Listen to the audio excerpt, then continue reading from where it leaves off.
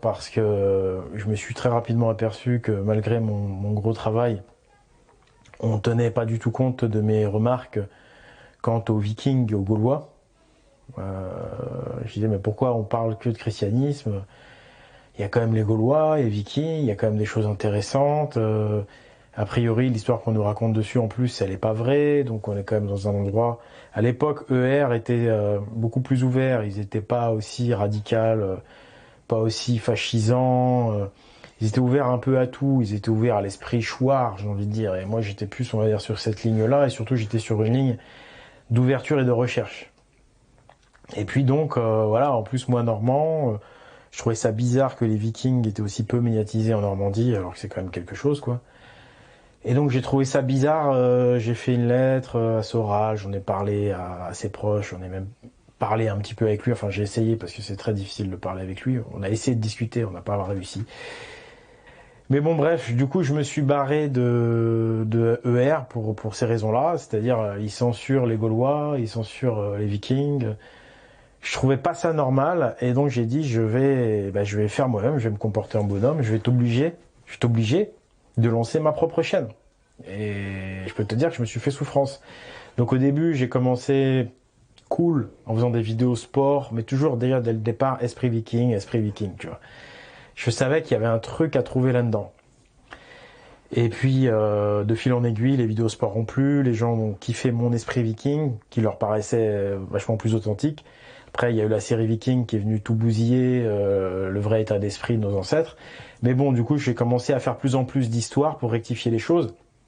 Et donc, je me doutais bien que si ER voulait pas parler de ça, c'est qu'il y avait anguille sous roche. Et donc, j'ai creusé, j'ai vu que Meta TV non plus voulait pas relayer ça. Donc là, j'ai dit, là, il y a vraiment quelque chose. J'avais déjà trouvé des choses, mais j'étais encore loin d'imaginer l'énormité de ce que j'allais trouver. Donc voilà, à la base, je suis quelqu'un comme tout le monde, ingénieur informatique. Les seules, on va dire, capacités que j'ai peut-être, c'est que j'ai intellectuellement la faculté à développer des sites internet, que j'ai pu gagner un peu d'argent, que j'ai mis de côté, j'ai sacrifié ma carrière d'ingénieur puisque j'ai dû passer à un travail complètement différent. J'ai foutu en l'air ma carrière d'ingénieur, ça il faut le dire. J'ai craché sur 5000 € de salaire par mois. Faut quand même le dire, en faisant simplement 8 heures de travail par jour. J'ai craché dessus, j'ai lancé un petit business à côté, mais ric-rac, qui m'a permis, si vous voulez, de travailler qu'à mi-temps, on va dire ça comme ça, pour développer la chaîne. Et la chaîne, je suis passé à 50 balles par mois de revenus de pub. Au début, sur Esprit Viking, que dalle, quoi, de la merde, quoi. J'ai vraiment sacrifié la vie matérielle pour la vie spirituelle, pour mes idéaux, pour dire la vérité. Et j'ai sacrifié aussi mon ego, parce que quand tu arrives sur Internet, que tu parles de Viking, bah tout de suite t'as la brigade qui te chlasse, quoi, tu vois, qui essaie de te casser mentalement. On a essayé de lancer un village qui s'appelait Amaruka, un village de indépendant. On voulait lancer un concept où les gens peuvent réapprendre à vivre dans les bois, dans la nature, en permaculture, etc. Quelque chose de sérieux où on serait venu là habiter l'été et puis les gens auraient pu faire des stages de permaculture, des stages de santé, etc. Faut savoir comment vivre en autonomie. Et ben, on s'est fait casser de l'intérieur, quoi. Ils nous ont envoyé des flics, ou pas des flics, mais comment ils appellent ça, le réseau Gladio, là. Ils nous ont envoyé des pourris, qui étaient des voyous, en fait, des voyous à qui ils ont donné de l'argent pour infiltrer l'équipe et pour détruire le projet. Ce qu'ils ont réussi à faire. Donc là, j'ai compris qu'on était vraiment dans un monde pourri, et que j'avais vraiment pris spirituellement la bonne direction, mais que matériellement, physiquement, ça allait être très très dur. Mais je regrette pas. Donc ça a été très très dur pendant ces 4 ans, mais spirituellement, c'est une réussite totale. Et voilà, je l'ai fait pour mes idéaux, pour la justice et la vérité, parce que personne ne voulait le faire, donc j'étais obligé de le faire moi-même. Mais voilà, à la base, c'est pas du tout une vocation de faire des vidéos, bien au contraire. Je m'appelle Ivan, j'ai 33 ans. Je suis maçon spécialisé dans le bâti en pierre dans le département de la Lozère. Alors moi, ce qui m'a le plus frappé chez Oleg de Normandie, c'est sa sincérité. Quand on regarde ses vidéos sur Pagan TV, si vous regardez bien son regard, on sent bien qu'il est sincère, très important. Et puis ensuite, on regarde les vidéos, surtout les vidéos de la playlist La Pilule Verte, et là on se prend une grande corne, des grosses cornes au visage, dans la tête. Pourquoi? Parce que Oleg, il nous a reconnectés à nos ancêtres, il nous a reconnectés à la tradition, à une histoire occultée, il nous a menés vers quelque chose qu'on a perdu, un héritage qui est dans notre ADN. Il chevauche, tel Hermod le Hardy, qu'il incarne, une chevauchée, pour nous remettre en face d'une réalité qu'on a complètement occultée depuis plusieurs générations. Et cette reconnexion avec la tradition, c'est juste quelque chose de merveilleux. Parce que c'est lié directement au cycle, à la nature et au dieu, Odin. Il est comme le messager d'Odin en fait. Il est le messager d'Odin. On est en train de se réapproprier ce qui est à nous, ce qui était à tous nos ancêtres. Et ça grâce à Oleg, grâce à son travail. Et pour ça je le remercie.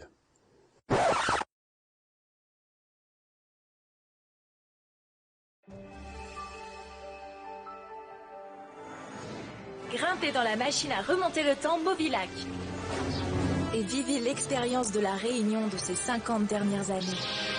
Replongez-vous dans l'histoire et tentez... Salut à tous, bienvenue dans cette dernière vidéo de l'année, Oleg Valhalla ou Oleg Valhalla. Les deux prononciations sont possibles étant donné qu'en islandais on dit Valhalla. Ça va être une vidéo, je pense, d'anthologie, parce que l'année 2020, ça a été vraiment une année d'anthologie, quoi. Et je vous le dis franchement, je suis gêné avant de faire cette vidéo, très gêné, parce que honnêtement, j'ai toujours voulu dire la vérité. Et là, aujourd'hui, la vérité que je vais devoir dire me concerne. Et honnêtement, j'ai que du bien à dire de moi, et ça m'embête. Mais il se trouve que je suis dans une situation unique au monde. Je suis le premier au monde à avoir braqué la bibliothèque du Vatican. Quand je dis ça, évidemment, c'est une blague, mais ça veut dire ce que ça veut dire. J'ai retrouvé la vérité. J'ai retrouvé des vérités profondes. J'ai retrouvé la porte de la matrice que nous ont concocté les agents de JC, les agents du Christ, les agents du Vatican. Hein, la bibliothèque du Vatican, on sait qu'il y a tous les secrets, machin, de l'humanité. Le seul secret qui est dans la bibliothèque du Vatican, c'est la vérité. C'est tout. Voilà, le pouvoir spirituel de nos gouvernements et du Vatican, parce que ça va avec, réside dans leurs mensonges. Et réside dans le fait qu'on croit dans leurs mensonges. Le grand secret du Vatican, c'est que le monde entier est toujours aux mains de sa secte. En fait, on est tous dans la même secte. C'est pour ça qu'on n'arrive pas à s'en rendre compte. Comment veux-tu qu'on voie la différence? Tout le monde est dans cette secte d'origine vaticanesque. Quand la religion s'est effondrée, ils ont remplacé ces mensonges par d'autres mensonges pour avoir les mêmes effets, pour enfermer les gens dans un paradigme. Voilà, on est enfermé dans un paradigme, on est comme dans une secte. C'est ça le grand secret du Vatican. Voilà, ce que faut bien comprendre les amis, vous êtes témoins de mon aventure, mais c'est également la vôtre. Et elle est juste énorme. On vient de s'inscrire dans l'histoire. On est en train de changer l'histoire. Parce que ce qu'on a découvert, c'est juste énorme. C'est juste la première fois depuis des lustres, je ne sais pas depuis quand, que quelqu'un retrouve autant de vérité sur l'histoire de l'humanité. Voilà. J'ai tout de suite salué Victor Hugo, qui savait pour les cathédrales gothiques, qui savait pour beaucoup de choses, qui savait pour Odin. Mais je ne sais pas s'il savait pour les pyramides de Giza. Je ne sais pas s'il savait pour ces alignements qu'il peut y avoir entre les différents sites. À mon époque, il y a effectivement des moyens technologiques, il y a Internet, il y a Google Earth, il y a les GPS qui permettent de voir ces alignements complètement géniaux laissés par nos ancêtres qui ont laissé des traces, ce qui prouve d'ailleurs que leur ancienne civilisation était avancée, ou qu'en tous les cas, ils ont eu connaissance d'une ancienne civilisation avancée pour savoir que dans le futur, les choses étant cycliques, il y allait avoir à un moment donné, pour les descendants, possibilité de lire ces choses grâce aux techniques, grâce à la technologie. Donc je sais même pas, voilà, si Victor Hugo, il en était arrivé là. Tout ce que je sais, c'est que j'ai fait le tour du web et dans aucun pays du monde on est au courant de ça. Donc les amis, tenez-vous bien, vous êtes les premiers à l'apprendre. Juste après moi. Donc j'ai envie de dire, ouais, c'est là où je suis gêné, mais à bout d'un moment donné, quand un message est d'une grande valeur, il faut le dire. Il faut s'affirmer, les amis, parce qu'on a assez souffert comme ça. Et moi, je vous le dis franchement, j'en ai ras-le-bol de souffrir. Ça fait voilà des années que je chevauche Sleipnir dans les royaumes de Herl. Je suis revenu avec des vérités. On m'a craché dessus, on m'a fait subir des trucs, je vous raconte même pas. Donc maintenant, j'ai envie de porter haut et fier ce trophée entre guillemets, cette vérité que je ramène de Herl. Mais sincèrement, je me suis inscrit dans la narration de la mythologie nordique. J'ai incarné ce personnage d'Hermod. Et ce personnage d'Hermod et ce mythe d'Hermod, c'est une sorte de, entre guillemets, pas prophétie, mais c'est une prévision, ou en tout cas c'est la notice à suivre qu'avait laissé Snorri pour ses descendants et pour les futurs enfants d'Odin. Ce qu'il faut comprendre, voilà, c'est qu'on est enfermé dans la matrice de JC et que la tradition, c'est-à-dire quelque chose qui permet justement de ne pas être enfermé dans une matrice, d'être un esprit libre, de vivre en homéostasie dans le bonheur, c'est la tradition dite nordique, qui en fait est une tradition qui dépasse largement ce cadre-là, qui est la tradition des Celtes, des Gaulois. Et il a écrit le mythe d'Hermod, Snorri, pour signifier ce qui allait se passer dans l'avenir, parce que lui commençait déjà à subir l'Inquisition, mais il savait que ses amis allaient laisser des traces, un peu comme le Petit Poucet. Moi, j'ai fait un peu comme le Petit Poucet aussi. Hein. C'est-à-dire que j'ai suivi les traces laissées par les hermétistes, d'où le nom d'Hermod d'ailleurs qui fait la chevauchée. Et Victor Hugo en faisait partie d'ailleurs de ces hermétistes, puisqu'il a également laissé des traces à sa façon. Donc c'est pour ça qu'il parle de cette chevauchée solitaire. Il avait prévu que les gens étant enfermés dans une matrice de mensonges, le mec qui allait trouver des vérités, il allait être conspué par les gardiens du mensonge, hein, les agents de JC, et que les autres n'allaient pas le comprendre et qu'il allait se retrouver seul. Il a compris que ça allait être un chemin difficile vers la vérité des choses, un chemin vers le passé, parce que sans le passé, on fait pas d'avenir. Si on connaît pas notre passé, on fait pas d'avenir. Si ton passé est merdique, ton avenir sera merdique. D'accord ? Celui qui contrôle le passé contrôle l'avenir. Donc voilà, le mythe d'Hermod, il est réel. On peut le comparer à je ne sais quelle prophétie abrahamique, mais celle-ci, elle est vraiment hyper positive. Parce que là, il s'agit d'un messager qui va retrouver la vérité dans le passé et qui la ramène pour un nouveau commencement. Et ça, t'as pas dans les religions abrahamiques, ça n'a rien à voir. On en parlera plus tard, leur prophétie. Mais en fait, les prophéties, les prévisions comme ça, c'est l'histoire, la narration afférente,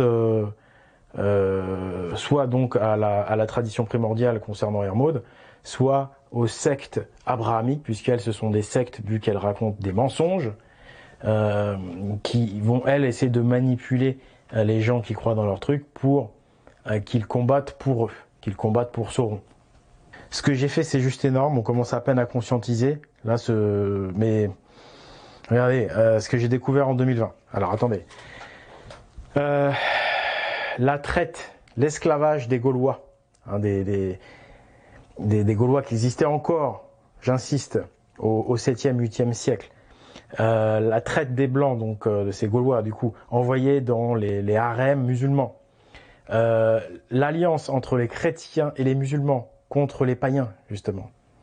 Donc là, on remet l'histoire dans l'ordre. Les eunuques, les enfants castrés, on a toutes les preuves, toutes les sources. Ça, c'est horrible ce qui s'est passé. C'est pour ça que le Vatican cache tout ça. Les enfants castrés par les carolingiens chrétiens, revendus aux musulmans par l'intermédiaire de leurs amis juifs. Ça, c'est déjà énorme. Ensuite, les cathédrales faites par les païens, les cathédrales gothiques, druido-odiniques, dédiées aux dieux, aux déesses, à Odin, etc., etc. Ça, c'est super lourd. En fait, ils nous ont volé les plus belles cathédrales. Les plus belles cathédrales au monde, et les plus anciennes, et les grandes pyramides de Giza sont également non chrétiennes et elles sont dédiées à Totatis Odin. J'expliquerai pourquoi c'est Totatis en fait, le dieu égyptien Thoth, en fait, Odin dans ses noms, il a beaucoup de noms, il en a un qui c'est Thoth. Et Thoth c'est Thoth-Atis, parce que Atis ça veut dire à la fois Ati, père, et Atis, Ait, ça peut être famille. Enfin, quand tu entends Thoth-Atis, tu sais que dans la vieille langue celtique ou norroise, puisque le norrois n'est en fait que la dernière langue qui hérite vraiment directement de la vieille langue celtique, même si le vieux breton finistérien aussi, on sait que Ati, c'est le papa. Et Eitz ou Etz, c'est famille. Donc Thoth, Ati, en fait c'est le père des tribus. Parce que Thoth, en vieux norrois c'est tribu, comme Thoth en vieux gaulois, etc. D'où Thotates, Thoth, Thotatis. Thoth est un des noms d'Odin. Donc à l'époque, effectivement, on parlait plus de Thoth comme le dieu principal, Thotatis, avec le Valknut. C'est-à-dire que je dis que le Valknut est associé au dieu principal de la tradition, qui a des tas de noms. Odin a des tas de noms. Et à l'époque, on l'appelait Thoth. Voilà. Thotates, exactement. Thotatis. Et donc associé au Valknut. Aujourd'hui, son nom est Odin. J'expliquerai le pourquoi de ces changements de nom plus tard. Mais il faut bien comprendre que voilà, la clé de voûte de la sortie de la matrice, c'est comprendre cet endoctrinement-là et d'en sortir. Donc maintenant, ce qu'il faut dire, c'est que je mérite de passer sur TF1 ou sur France 2. Normalement, je dois, ou plutôt naturellement, je devrais passer sur une grande chaîne parce que j'ai découvert cette année, c'est énorme. J'ai fait un travail surhumain. Et les découvertes et les implications des découvertes sont extraordinaires.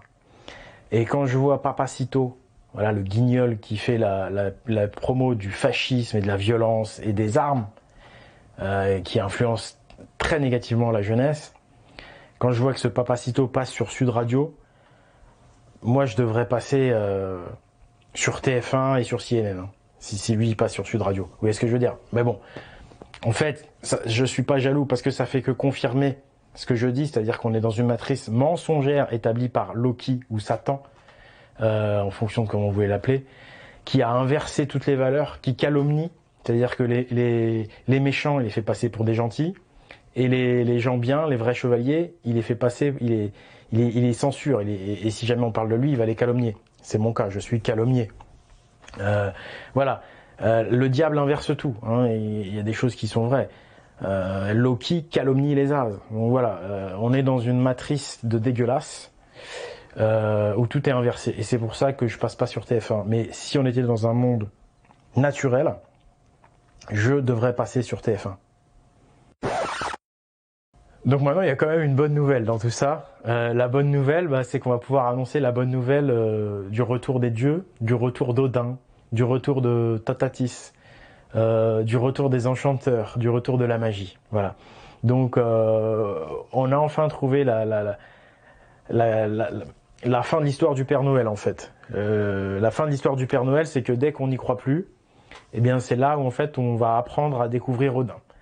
Dès qu'on a passé l'âge de l'enfance de croire au Père Noël, c'est là où, en fait, en tant qu'adulte, on va comprendre que ce conte qui est le Père Noël, c'est fait certes pour faire rêver les enfants, mais après, c'est pour éveiller les adultes. Voilà, que les adultes s'initient à la symbolique, à l'allégorie, au double langage, grâce au mythe du Père Noël. Parce que c'est un mythe, le Père Noël.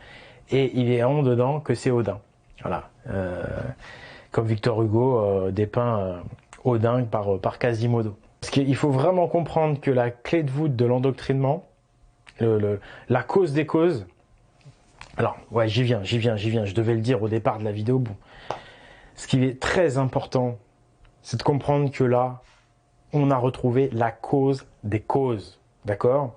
Il y a un gars que j'aimais beaucoup, c'était Étienne Chouard, il parlait tout le temps de trouver la cause des causes. Et sur tous les réseaux alternatifs, là, ils vont jamais aller jusqu'à cette cause des causes, d'accord? La cause des causes, elle est liée à ce qu'on appelle la religion, parce qu'en fait, l'humain a besoin de deux ou trois choses. pour sortir d'un endoctrinement. La première, c'est ne plus être paralysé par la peur, et notamment la peur de la mort. Or, la tradition des dieux, la tradition hyperboréenne, la religion viking, si vous voulez, elle permet, comme toutes les religions, de ne plus avoir peur de la mort, parce qu'elle dit, et d'ailleurs moi j'y crois vraiment, certaines vérités, il n'y a pas besoin d'y croire, en fait, il y a des tas de gens qui le vivent, l'âme est immortelle, on possède une âme et un esprit, et c'est que le corps qui meurt. Donc dans l'au-delà, il y a encore de la vie. Donc quand on meurt, il n'y a que le corps. Donc déjà, quand tu as une tradition avec des dieux, tu n'as plus peur de la mort. Ensuite, le deuxième truc hyper important pour les gens, c'est d'avoir une histoire alternative, un modèle alternatif, un narratif alternatif, une autre histoire. Et cette histoire et ces modèles qu'on va retrouver, les enfants vont pouvoir s'identifier à Thor. On va pouvoir s'identifier à Thor, à des dieux. Et on va pouvoir s'inscrire dans une autre histoire, avec d'autres perspectives. Et enfin, le troisième point, mais que là on peut trouver uniquement dans la religion des philosophes, qui est la religion des druides, qui est la religion des vikings, c'est-à-dire la philosophie elle-même. Voilà. Parce que dans la religion abrahamique, il n'y a pas de philosophie, je vous le rappelle, il n'y a pas de démocratie non plus.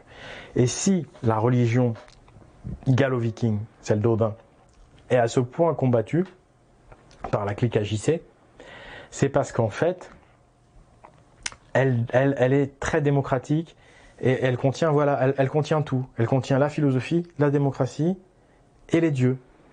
Et ça fait un peuple émancipé, ça fait un peuple libre. Voilà, tout simplement. Vous comprenez? Donc, c'est tout bête en fait. D'accord? Aujourd'hui, on a une pseudo-démocratie, mais on n'a pas de Dieu, donc les gens ont peur de la mort, donc ils sont facilement manipulables. Et la philosophie est très restreinte, hein, c'est uniquement la philosophie des Lumières.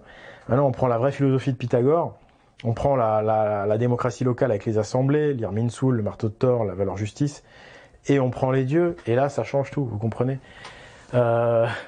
Donc voilà pourquoi, en fait, la religion des Vikings, bien comprise, c'est-à-dire les derniers gardiens de la tradition, les vrais chevaliers, les vrais justiciers, c'est les Vikings. Ils ont tout inversé, je vous le rappelle. Que les Vikings, tout le monde peut s'identifier.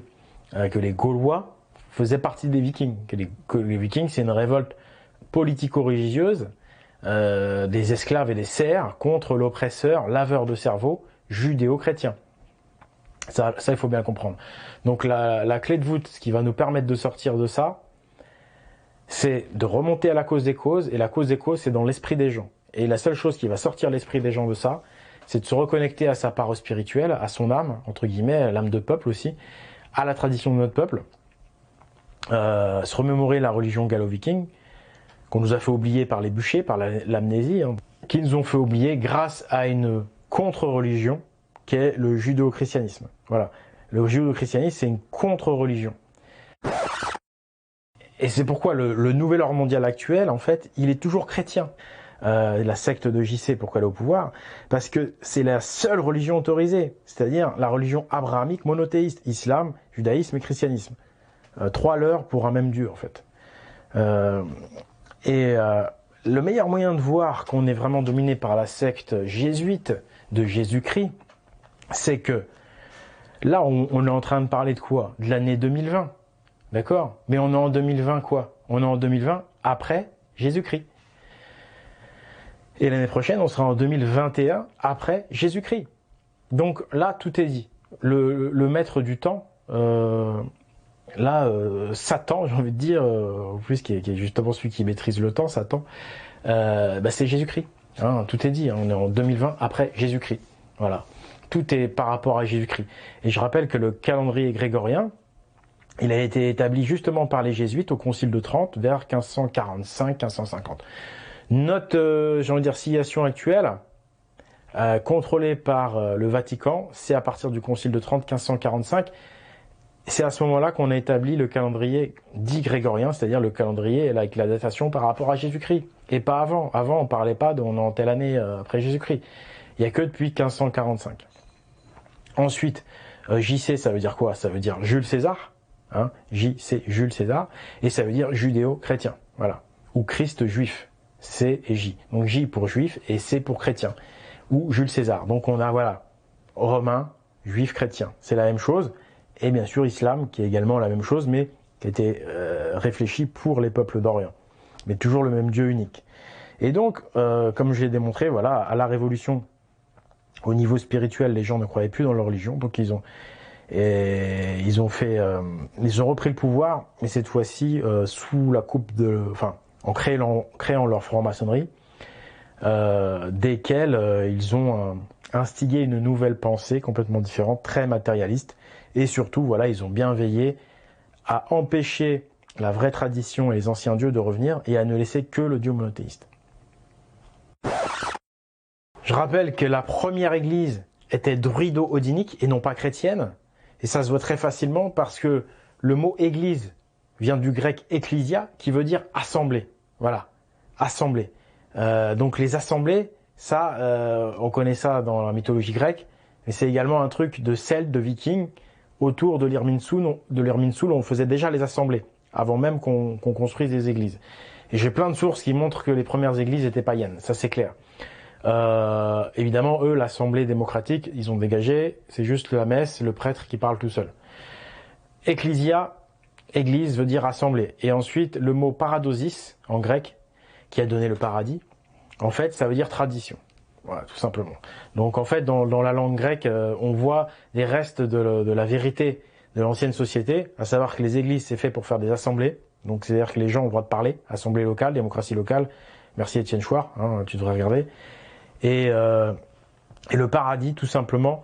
Alors là, je soupçonne les hermétistes français d'avoir gentiment fait ce truc-là, pour qu'on comprenne qu'en fait, le vrai paradis, c'est quand il y a la tradition. Voilà. Donc ça, je pense que la langue française est très récente, et elle a été faite par des hermétistes gentils, entre guillemets, entre autres, en tous les cas. Et c'est pour ça qu'ils sont traduits paradosis, qui veut dire tradition, par le mot paradis, pour faire comprendre qu'en fait le paradis qu'on te promet après la mort, c'est une carotte, et qu'en fait le vrai paradis c'est la tradition, quoi. Et qu'ils nous l'ont viré. Voilà.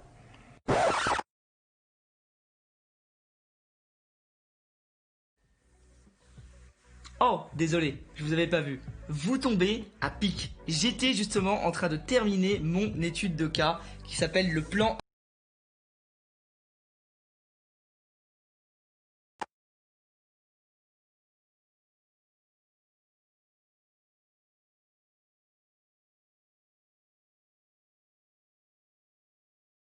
Le film Da Vinci Code. Vous connaissez tous ce film-là. En fait, là où il est intéressant, Da Vinci Code, c'est qu'il permet de voir à quel point, bah oui, le Vatican a vraiment le pouvoir. Le nouvel ordre mondial, c'est vraiment le Vatican.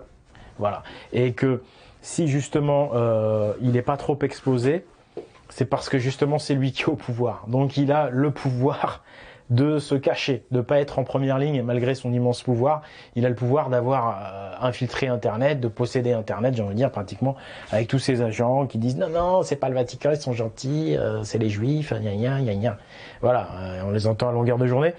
Mais je peux vous dire qu'un gars comme Papacito, qui est un agent de JC, revendiqué d'ailleurs, vous voyez bien qu'il passe à Sud Radio, que ses vidéos font des centaines de milliers de vues. D'ailleurs, au début, ses vidéos étaient boostées. Ça c'est facile à prouver aussi. Les vidéos sont boostées maintenant. Ils achètent des dizaines de mecs qui créent des profils, ou même avec des programmes informatiques, c'est facile à faire. Il faut monter les vidéos. Bref. Voilà, on voit bien que ce gars-là n'est pas censuré alors qu'il parle de fascisme. C'est la première fois qu'on voit un mec qui fait la promo du fascisme et qui est pas censuré et qui a limite bonne presse, quoi, qui passe dans Femme Actuelle, là. Ouais, enfin, Valeurs Actuelles, mais bon, c'est grosso modo, c'est pour les mêmes catégories de personnes, hein. Donc bref, on voit que c'est un agent du Vatican, on voit que le Vatican a le pouvoir de faire à peu près ce qu'il veut quand il le veut. Et le film Da Vinci Code en est la preuve ultime. Alors Da Vinci Code avec Tom Hanks, soi-disant franc-maçon, mais en fait les francs-maçons sont des chrétiens en dernière instance. En fait, ce film, c'est une énorme pub pour JC. C'est un film, voilà, je sais pas si vous l'avez vu, regardez-le, qui parle de symbolique. Moi j'ai bien aimé, je l'avais jamais vu. J'avais essayé de le regarder, j'avais trouvé pourri, j'avais laissé tomber. Et maintenant aujourd'hui, bah j'ai aimé le regarder parce que au début, il part sur la bonne recherche. C'est-à-dire que c'est un chercheur qui connaît le langage symbolique, le langage des anciens, l'hermétisme et tout, en l'occurrence Tom Hanks. Et il dit, ouais, il y a avoir quelque chose à trouver. On nous parle justement, en plus le Vatican se met directement en cause, il dit, ouais, le Vatican, son pouvoir réside dans des secrets, machin. Et le gars, il essaye de trouver la vérité avec un autre gars d'ailleurs. Tu te dis, ah bah ouais, ça c'est exactement ce que je fais en fait, tu vois là. Et sur Pagan TV. Et puis tu t'aperçois qu'en fait, ils recherchent la vérité, ils mettent en cause le Vatican et tout. Voilà, ils montrent que le Vatican possède des assassins et tout pour protéger leurs secrets. Et puis à un moment donné, tu t'aperçois qu'à la fin, le grand secret, ça y est, ils le trouvent. Alors figure-toi que le grand secret que cachait le Vatican, alors voilà, carrément, ils balancent ça dans ce film à des millions, des milliards de vues Da Vinci Code. Figure-toi que le grand secret du Vatican, c'est qu'en fait, Jésus avait une descendance. Donc en fait, Jésus avait une descendance, en fait, et on nous l'aurait caché, ce serait trop grave et tout. Oh, ça mettrait le Vatican trop mal à l'aise, le Vatican serait dans la merde avec ça et tout. Et puis tu t'aperçois que la bonne femme dans le film, là, c'est la descendante de Jésus. Et puis, alors là, c'est génial, comme de par hasard, Jésus, en même temps, dans ses ancêtres, il y aurait les Mérovingiens. Les Mérovingiens seraient descendants de Jésus et Marion Cotillard aussi, tu vois. Donc au final, en fait, au début, ils te font croire, ouais, il y a des trucs à trouver, le Vatican mytho. Alors là, tout le monde y croit, et effectivement, on le sait, le Vatican mytho. Donc tout le monde y va et tout. Et en fait, c'est comme s'ils t'emmenaient, c'est sur la bonne voie au départ. Et après, il faut un virage, tu vois, mais tu l'as pas vu le virage. Et en fait, au lieu de t'amener jusqu'au message des pyramides, tu vois, jusqu'à Hermod, jusqu'au Valnut, jusqu'à la tradition gallo-viking, en fait, ils font un virage à gauche, et il te ramène à qui? À JC, voilà. Tout tourne autour du nombril de JC. Alors JC aurait eu des descendants, tu sais. Oh, c'est extraordinaire. Oh, qu'est-ce que j'en ai à foutre, tu vois. Même si le perso a vraiment existé, qu'est-ce que ça peut foutre? C'est bidon. En plus, comment vas-tu prouver ça? Je veux dire, tout tourne autour du nombril de JC. C'est comme si moi je te disais, le grand secret, c'est que Thor a eu des descendants. Je suis descendant de Thor. Mais c'est quoi ce truc de people, quoi? Ça intéresse que les bonnes femmes, quoi. C'est bidon, quoi. Et surtout, encore une fois, tout tourne autour de JC. Et donc, en fait, faut savoir que ça, c'est un film jésuite, écrit par le Vatican, justement pour essayer de contrer tous les chercheurs, pour essayer de dire, en fait, couper l'herbe sous le pied des chercheurs, dire, bah oui, vous avez raison, on nous ment. En fait, la vérité, bah c'est ça. Voilà. Et en fait, évidemment que c'est pas ça. Et en plus, vous remarquerez au passage la quenelle qu'ils essayent de nous mettre en disant que les Mérovingiens, alors là, inversion totale, étaient descendants de JC. Les Mérovingiens, limite anti-chrétiens, tu vois, odinistes convaincus, voilà, qui faisaient des banquets odiniques. Tous les artefacts mérovingiens, c'est runique, c'est odinique. Vraiment, pas du tout chrétiens les mecs, au contraire et tout. Ils ont toujours été en guerre contre le pape de Rome, tu vois, ou pas forcément en guerre tout le temps, tu vois, mais politiquement en désaccord, tu vois, jamais. Certes, ils ont fait à un moment donné une paix, ils ont arrêté de faire la guerre avec eux, mais ils ont jamais été d'accord avec eux, tu vois. Et c'est pour ça qu'ils se sont fait virer, d'ailleurs. Je veux dire, c'est hyper logique, quoi. Il y a toutes les preuves et tout. J'ai déjà montré ça. Et là, donc, pour essayer de nous mettre une double quenelle, ils font genre, ouais, et l'autre grand secret, c'est que les Mérovingiens descendraient de JC. N'importe quoi. Et quand je repense à tous ceux, qui voulaient faire croire qu'ils étaient des chercheurs de vérité et qui nous ont balancé ces histoires sur Jésus, là. Tous ces gens qui vous parlent de Jésus, c'est des membres de la secte de JC qui est le Nouvel Ordre Mondial. Le Nouvel Ordre Mondial, sa racine, c'est JC. D'accord? Les maçonneries lui appartiennent. Tout ça, ça lui appartient. Tous les mensonges basés viennent de JC et puis c'est tout. Donc voilà, mais donc ça vous surprend pas, un film qui fait des milliards de vues, Da Vinci Code, c'était évident que c'était une carotte. Et là, on voit bien en fait le pouvoir du Vatican dans ce film, le Vatican qui veut faire croire qu'il est remis en cause, qu'il n'a pas le pouvoir, que des francs-maçons auraient fait un film sur lui. Pas du tout en fait. Au final, t'as fini le film, t'as envie de devenir chrétien, tu vois. Oh, Jésus a eu des descendants. En fait, il était humain, mais avec des pouvoirs divins. Oh, Jésus. On nous aurait menti. Oh, le Vatican, c'est ça qui cachait.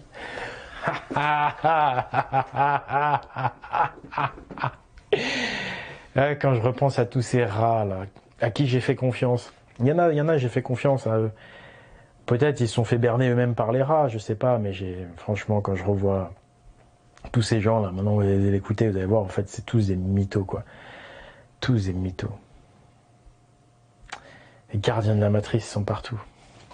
Bonjour, Stéphane, 38 ans, marin et ouvrier du bâtiment. Donc je vis dans le Boulonnais, dans le secteur du Nord-Pas-de-Calais, sur la côte d'Opale. Que pensez-vous du travail de Oleg de Normandie? Alors, pour moi, Oleg de Normandie, en fait c'est simple, c'est le seul en fait qui n'hésite pas à mettre les pieds dans le plat. Il n'hésite pas à nager à contre-courant justement pour la vérité. Donc pour moi, il fait un travail exceptionnel. Il est sans aucun doute le seul justement à faire ce travail, puisque la majorité des pseudo-chercheurs actuels, en fait, ils suivent juste un courant du politiquement correct, alors que lui, Oleg, n'hésite pas à mettre vraiment les pieds dans le plat. Il représente vraiment le véritable chercheur dont on a besoin sur toutes les sources actuelles que l'on veut se retrouver, à laquelle on veut trouver un chemin, une véritable vérité. Pour moi, il est vraiment un guide. Ce qui m'a apporté, c'est une lumière en fait. Tout d'abord, dans mes recherches de départ, à laquelle j'étais complètement perdu, il a su m'éclairer, il a su montrer un chemin afin de m'éviter de suivre des pseudo-dissidents qui en réalité sont enrôlés dans la fine équipe. Donc je sollicite beaucoup de monde justement à le soutenir, car pour moi il m'a vraiment apporté énormément de choses, que ce soit sur le travail de mes propres ancêtres, de savoir d'où je viens pour savoir où je vais, et surtout sur la grande vérité, ne serait-ce que sur les pyramides, sur tous les secrets des bâtisseurs. Pour moi, c'est le seul mec qui ose mettre une corne justement à toute la bien-pensante actuelle. Donc j'ai envie de dire, continue à leur mettre des cornes et va de l'avant. Troisième question de Ambiorix. Que penses-tu des autres mouvements païens? La question épineuse. Mais en réalité, elle n'est pas tellement épineuse, parce que quand on regarde les choses avec honnêteté, quand on voit là toutes les connaissances que j'ai retrouvées et que j'ai divulguées, c'est ce que je savais moi depuis le départ. Ça pendait au nez dès le départ. Toutes les structures actuelles dites païennes, quelles qu'elles soient, elles sont toutes sous contrôle du Vatican. Directement ou indirectement, vous avez partout des agents à l'intérieur qui veillent à ce que la doxa imposée par le Vatican soit respectée. Donc voilà. Maintenant, avec toutes les découvertes que j'ai faites, évidemment, elles ressemblent plus à rien, ces structures, parce que si vous avez été les voir en croyant que c'était des spécialistes qui allaient vous guider, vous apercevez qu'en fait, ils connaissent rien. Ou ils occultent tout. Pire, la plupart du temps, les gens n'occultent pas. La plupart des temps, les gens n'ont pas le temps de faire les recherches que j'ai faites. N'ont pas aussi, il faut le dire, c'est une histoire aussi peut-être de QI. Je suis ingénieur aussi, et puis j'ai du courage. Il faut les deux, parce que il suffit pas d'avoir du QI. Il faut pouvoir, pour retrouver ce que j'ai trouvé, c'est aussi parce que je l'ai validé avec vous, le public. Je l'ai validé par des vidéos, je l'ai validé par des livres. Et tout ça, il fallait le courage pour le faire. Donc, il n'y avait pas beaucoup de gens qui étaient capables de le faire. Moi, je l'ai fait. Ça a été un rude travail solitaire. Et maintenant, on s'aperçoit que, évidemment, les autres structures, c'était des leurres, quoi. C'est des structures. Et évidemment, depuis l'Inquisition, ils ont fait le ménage de partout. Donc aujourd'hui, on est dans le fake. On est dans une civilisation de tout est fake, en fait. Donc plutôt que de dire officiellement, non, on veut pas de vikings, c'est interdit, sachant que s'ils disent ça, les gens vont se ruer sur cette culture, et non, ils préfèrent faire des fausses associations vikings ou druidiques pour dire aux gens, oui, bien sûr, ça existe, ils faisaient des sacrifices sanglants. Quoi, pardon, tu peux répéter là, les sacrifices sanglants, je vois que c'est écrit dans la Bible, mais je vois nulle part dans l'Eda. On voit qu'en fait, c'est des agents, soit des idiots utiles, soit des agents propagandistes purs et durs qui sont là pour diaboliser ta tradition, diaboliser tes dieux, pour que ça décolle jamais, que ça reste de la merde. Donc c'est pour ça qu'on leur a enlevé tous leurs plus beaux bébés, les plus beaux bébés qu'ont fait nos ancêtres, les cathédrales gothiques, les pyramides de Gizeh. Ça, c'est païen, c'est druido-odinique. Et ça, c'est du lourd, tu vois, ça change tout, on change de dimension, là, tu vois. Et eux, bah, ces associations-là, ils t'en toucheront jamais un mot. Parce que la plupart, je le dis, c'est des idiots utiles. Si vous avez des amis dans l'association, ne dites pas, ah, il est un jésuite. Non. Je dis juste simplement que les hauts intellectuels, il y a des gardiens, ils savent, eux, qu'est-ce qu'il faut surtout pas que les gens aillent chercher. Tu vois, mais pour identifier lequel est vraiment tu ne sauras pas, c'est pas la peine. Mais comprenez, voilà, que l'Inquisition n'en est pas sortie et qu'en fait, aujourd'hui, tout est fake et qu'ils préfèrent faire des fausses associations pour que les gens ne comprennent pas qu'elle est là, la vraie résistance spirituelle, intérieure et culturelle. Et voilà, on en est là. Coupez tous vos médias, y compris Internet, c'est du poison, c'est même pire parce que c'est hyper... Moi, je vois des amis là qui suivent, qui continuent à suivre les trucs alternatifs. Ils sont tout le temps angoissés. C'est la fin du monde, on va tous mourir tout le temps. Faut arrêter avec ça. Annoncer la bonne nouvelle. À savoir que ça y est, on a trouvé enfin une porte de sortie à cette matrice. C'est la tradition de nos ancêtres, la tradition gallo-viking de l'Edda. Edda que je vais republier en entier. Il y a déjà quelques exemplaires, hein. En voilà un. Mais l'intégrale, je vais bientôt le republier. À savoir que vous avez un rôle à jouer dans cette histoire. J'incarne Hermod.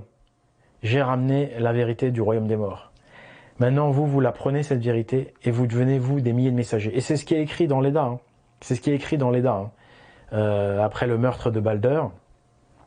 C'est l'histoire du meurtre de Balder, pardon.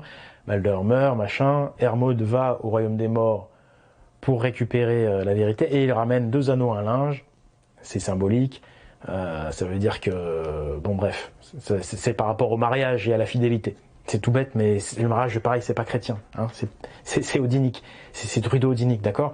Donc ça veut dire déjà, première chose les amis, restez fidèles à votre femme, restez fidèles au mariage, pas nécessairement avec un contrat, parce que c'est pourri les mariages avec contrat, ils ont détruit le mariage, mais au moins un mariage de cœur et d'esprit.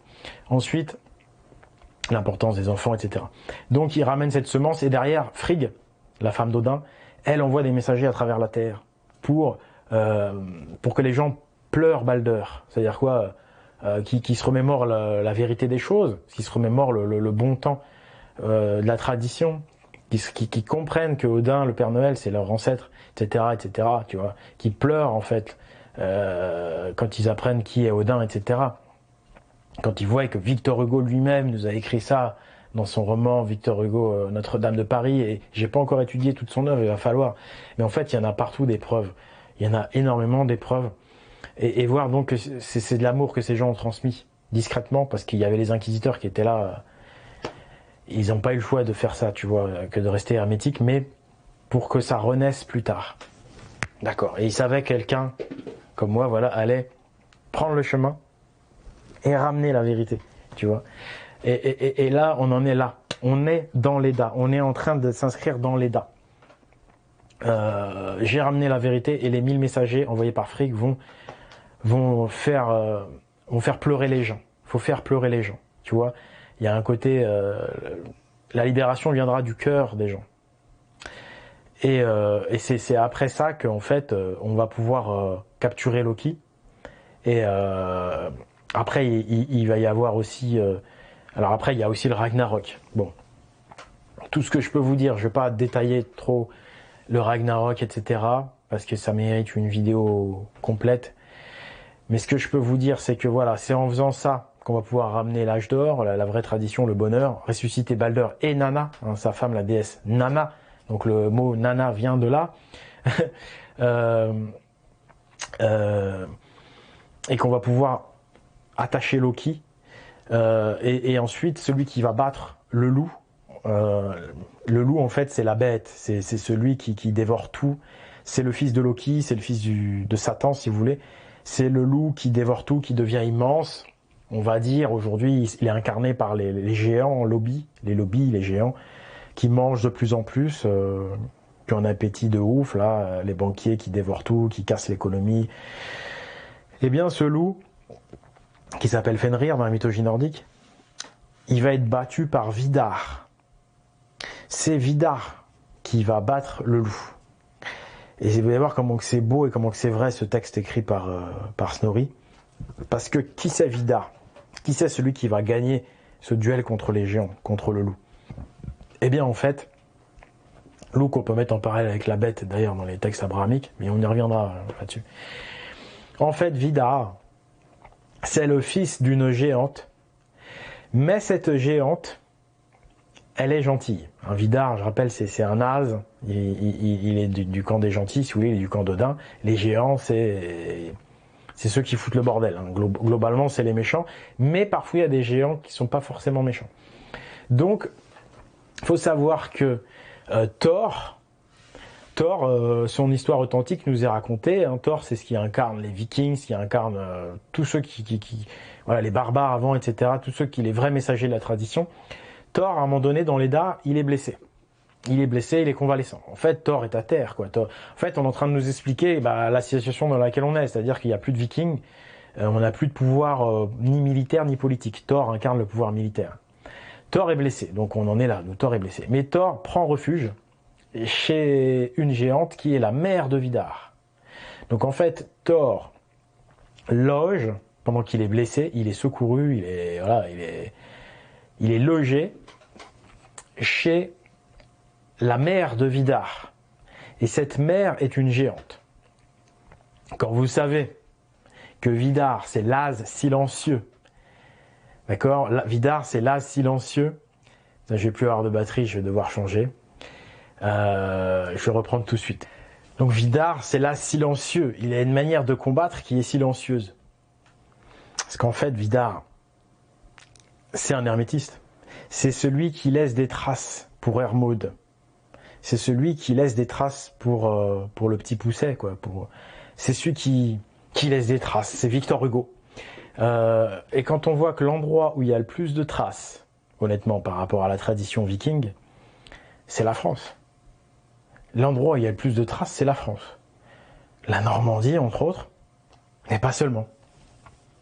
Et ça, c'est ça qui est incroyable. Donc la France, pays de JC, hein, c'est la fille aînée de l'Église, c'est vraiment le pays des jésuites, la France, donc c'est le pays des géants. D'ailleurs, géant, ça fait penser à Jean, hein, l'apôtre Jean, ça s'écrit J-E-A-N. Là, il y a quand même quelque chose aussi, hein, parce que pourquoi J-E-A-N, pourquoi pas J-E-N ou G-A-N, non là ça ferait gant, mais ou G-E-N, pardon, ou J-E-N, pourquoi J-E-A-N? Bah peut-être parce que ça fait géant, on y reviendra. Oui, Victor Hugo, justement, qui est un Vidar, un hermétiste, il a bien dit dans son histoire Jean Valjean. Jean vaut Jean. Jean Val, Jean ça veut dire égal, quoi. Jean égale Jean. Il nous dit Jean, ça veut dire Jean. Bah, sur le coup, tu te dis, bah ouais, c'est con ce que tu dis, Victor. Vous savez bien que Jean égale Jean, comme Eric égale Eric. Ouais, forcément, ça veut dire qu'il veut nous mettre le nez sur un truc à trouver. Donc si Jean égale Jean, en fait, il y a autre chose à trouver. Donc en fait, il y a Jean d'un côté, de l'autre côté, il faut trouver quoi? Il faut trouver autre chose. Bah en fait, J-E-A-N. Pourquoi les hermétistes l'ont écrit comme ça? Je vous ai dit, les hermétistes français de Bourges ont fait du très bon travail. Voilà, on en reparlera, mais voilà. Jean, J-E-A-N, c'est géant. Voilà, pour dire que Jean, c'est le géant. D'accord? Voilà, ils ont glissé des cornes, quand même. J'ai réconcilié un petit peu avec eux quand même. Pour ceux qui ont lu Notre-Dame d'Odin. On referme la parenthèse. Vidar, c'est donc la silencieuse, c'est l'hermétiste, c'est Victor Hugo, entre autres. Et il loge, donc il est fils d'une géante. Et c'est lui qui héberge Thor. et donc tout ça pour nous dire que la France héberge Thor. La France est la terre de Vidar. Là, silencieux, la France est la terre des hermétistes, en fait. La tradition dite nordique, de là où elle va renaître, c'était de France. C'était prévu que ce soit en France et que ce soit en Normandie, un Normand. Et c'était prévu que ce soit, grâce à Vidar. Ben voilà, ça me paraît hyper logique, hein, comme on vous l'a dit, avec l'Inquisition, etc., il savait qu'il fallait qu'il laisse des traces, et qu'un jour, avec la technologie de l'information et la technologie qui arrive, il y a quelqu'un qui allait pouvoir recoller les morceaux. On la retrouve en plus dans des tas de mythologies, cette histoire de recoller les morceaux, pour revoir la vérité. Et donc c'est magnifique, les Dains, ils ont écrit tout ça. Voilà. Donc, vous, les amis, vous habitez chez la géante. La France, en fait, c'est une géante, mais gentille.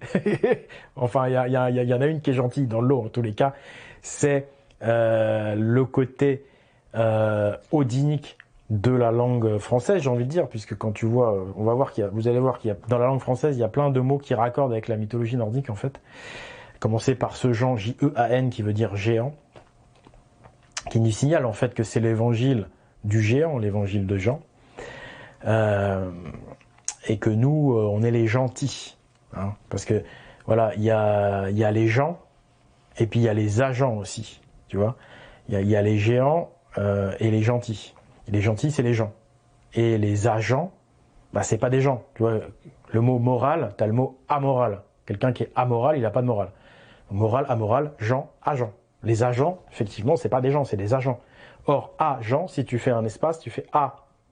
Comme, tu vois, à Paris, à machin, ou plutôt à Eric, à Claudine, ça c'est la voiture à Claudine. Et ben là, les agents, ils sont agents, tu vois, agents, c'est les agents, ils appartiennent à Jean, c'est-à-dire au géant, à géant quoi. Donc les agents du géant contrôlent les gentils. Ceux qui savent d'où vient le mot gentil, voilà, ils savent que c'est comme ça que les judéo-chrétiens appellent leurs serviteurs, hein, puisqu'ils doivent avoir des serviteurs. Donc en fait, ça c'est extraordinaire. Ça tombe juste, il y a que là où ça fait sens. Donc c'est du super lourd et c'est trop vrai. Donc c'est pour ça que voilà, je vous dis ce qui est en train d'arriver là. Ce qui se passe entre moi et vous, c'est unique au monde et c'est unique dans l'histoire. Et voilà, vous faites partie de ce pays qui appartient à Vidar. Et Vidar, c'est là ce qui va vaincre le loup. Donc c'est-à-dire que voilà, tous les hermétistes français, ils ont fait du boulot de lourd quand même. Et là, quand ça va complètement s'épanouir, tout ça, ça va être encore plus lourd que tout ce que je vous ai dit là. On est encore qu'au début. Et Vidar, il va devenir extrêmement puissant. Et il va faire, entre guillemets, je pense un jour renaître Thor aussi, hein, puisque voilà. En tout cas, voilà. Vous avez compris le sens du mythe. La France, certes, c'est le pays des géants, mais dans le lot, il y a une géante qui est gentille et qui héberge Thor. Et c'est la maman de Vidar. Voilà, donc inscrivez-vous dans cette histoire. Inscrivons-nous dans cette histoire. Et toutes ces histoires, plus on y croit, plus elles fonctionnent. Et c'est celui qui croit le plus dans son histoire qui gagne. Parce que si le NOM et JC nous malmènent, c'est parce que eux, la petite clique d'agents, ils croient dans leur religion, ils croient dans leur truc, ils croient dans leur histoire. Donc à nous de croire dans notre histoire. Tant que nous, on n'aura pas une histoire, on sera absorbé dans la leur, tu comprends ? Voilà, c'est pour ça qu'il y a toujours une opposition contrôlée qui nous parle jamais de Gallo-Viking. C'est parce qu'ils veillent toujours à ce qu'on ait l'histoire du géant. Ils nous ramènent toujours à l'histoire de Jean, le géant. Ces agents du géant nous racontent l'histoire de Jean, le géant, tout le temps. À nous, les gentils. Donc nous, les gens, on doit retrouver notre histoire à nous, dans laquelle on n'est pas des esclaves, dans laquelle on n'est pas des perdants. Et cette histoire-là, elle est là. Alors, bien comprendre que nordique, c'est pas le meilleur terme de l'appeler. C'est simplement le nord, l'endroit où ils se sont réfugiés en dernier et où ils ont écrit les textes. Donc dans le nord, ils ont écrit les textes.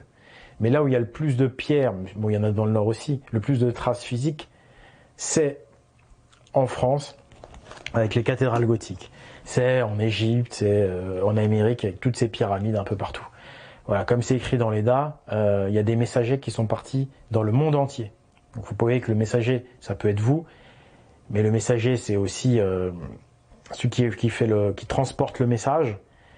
Il y a aussi les transporteurs de messages, les chevaux, si vous voulez, hein, les chevaux qui à 8 pattes, les Sleipnir. Ceux qui traversent le temps, c'est des monuments en pierre. Hein. Pyramide de Gizeh, c'est Sleipnir. C'est comme un cheval qui traverse le temps, qui ramène un message. Voilà. Le messager, on va dire, c'est celui qui chevauche le cheval, c'est celui qui comprend la pyramide, qui comprend les cathédrales gothiques, qui comprend les pyramides de Chine, qui comprend les pyramides de Mexique. Vous voyez le chantier, quoi, les amis. Le chantier de ouf. Est-ce que vous croyez que je pourrais y arriver tout seul? Non, je pourrais pas. C'est pas possible, les amis. J'ai besoin de vous. J'ai besoin de vous. Donc, et c'est bien écrit dans l'EDA, c'est logique. Au début, il y en a un qui retrouve la première semence, et boum, là, ça crée quelque chose, déjà, une première explosion de conscience, une première renaissance. Mais derrière, c'est des dizaines, des centaines, des milliers de messagers qui vont continuer ce travail, jusqu'à faire renaître Thor, j'ai envie de dire, jusqu'à faire renaître Odin, Thor, etc. Voilà. Donc nous allons passer sur le sujet d'un chrétien qui a été franc-maçon et qui l'a quitté depuis, qui a quitté la franc-maçonnerie et qui suit tes travaux, Oleg, mais qui n'est pas tout à fait d'accord avec ton analyse sur les relations de pouvoir entre ces deux mouvements. Donc je le cite. Donc les francs-maçons ne se prétendent absolument pas anti-religieux, même officiellement. J'ai déjà eu affaire à un maître de la Grande Loge de France qui m'a parlé de son amour pour Jésus pendant 30 minutes. Sans déconner, il s'approprie tout.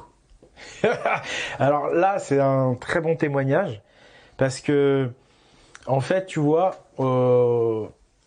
il y a plusieurs choses à dire. Déjà, là, il avoue que dans la franc-maçonnerie, en fait, il y en a qui admirent Jésus.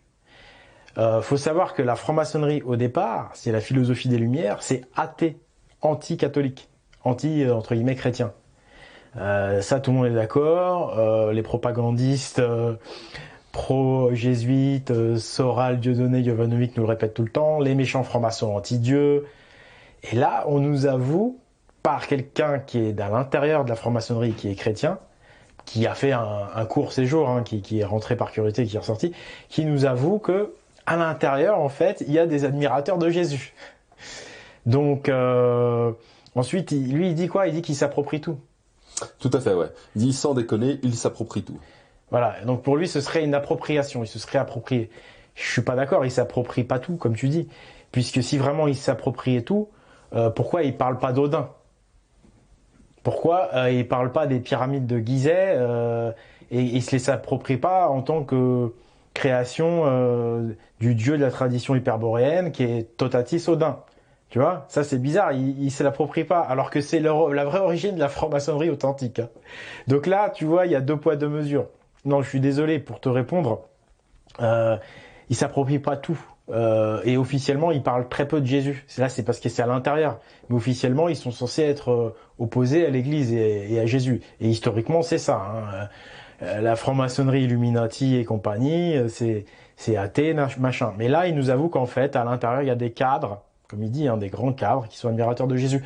Donc ça confirme finalement ce que je disais, c'est que c'est les jésuites qui dominent la franc-maçonnerie, et pas l'inverse. Donc n'oublions pas non plus que la franc-maçonnerie est clairement dominée par les juifs, qui ont de plus très probablement inventé l'islam. Puisque les juifs sont aux manettes des francs-maçons, pas étonnant de voir naître des lois idiotes comme la loi Guesso, ni de les voir promouvoir l'islam dans leurs bras armés. Ouais, alors là-dedans, il y a beaucoup de vrai. Voilà, sauf que judaïsme et catholicisme, c'est la même chose, sauf que c'est deux catégories de personnes différentes, quoi. Il y a les gentils, il y a la religion pour les gentils et la religion pour voilà. Donc, mais c'est le même objectif. Donc, c'est une religion catholique qui a été créée par ces gens-là. Donc, c'est logique. Et ensuite, quand il dit que ce sont les francs-maçons qui font venir les musulmans. Ben oui, mais c'est aussi les catholiques.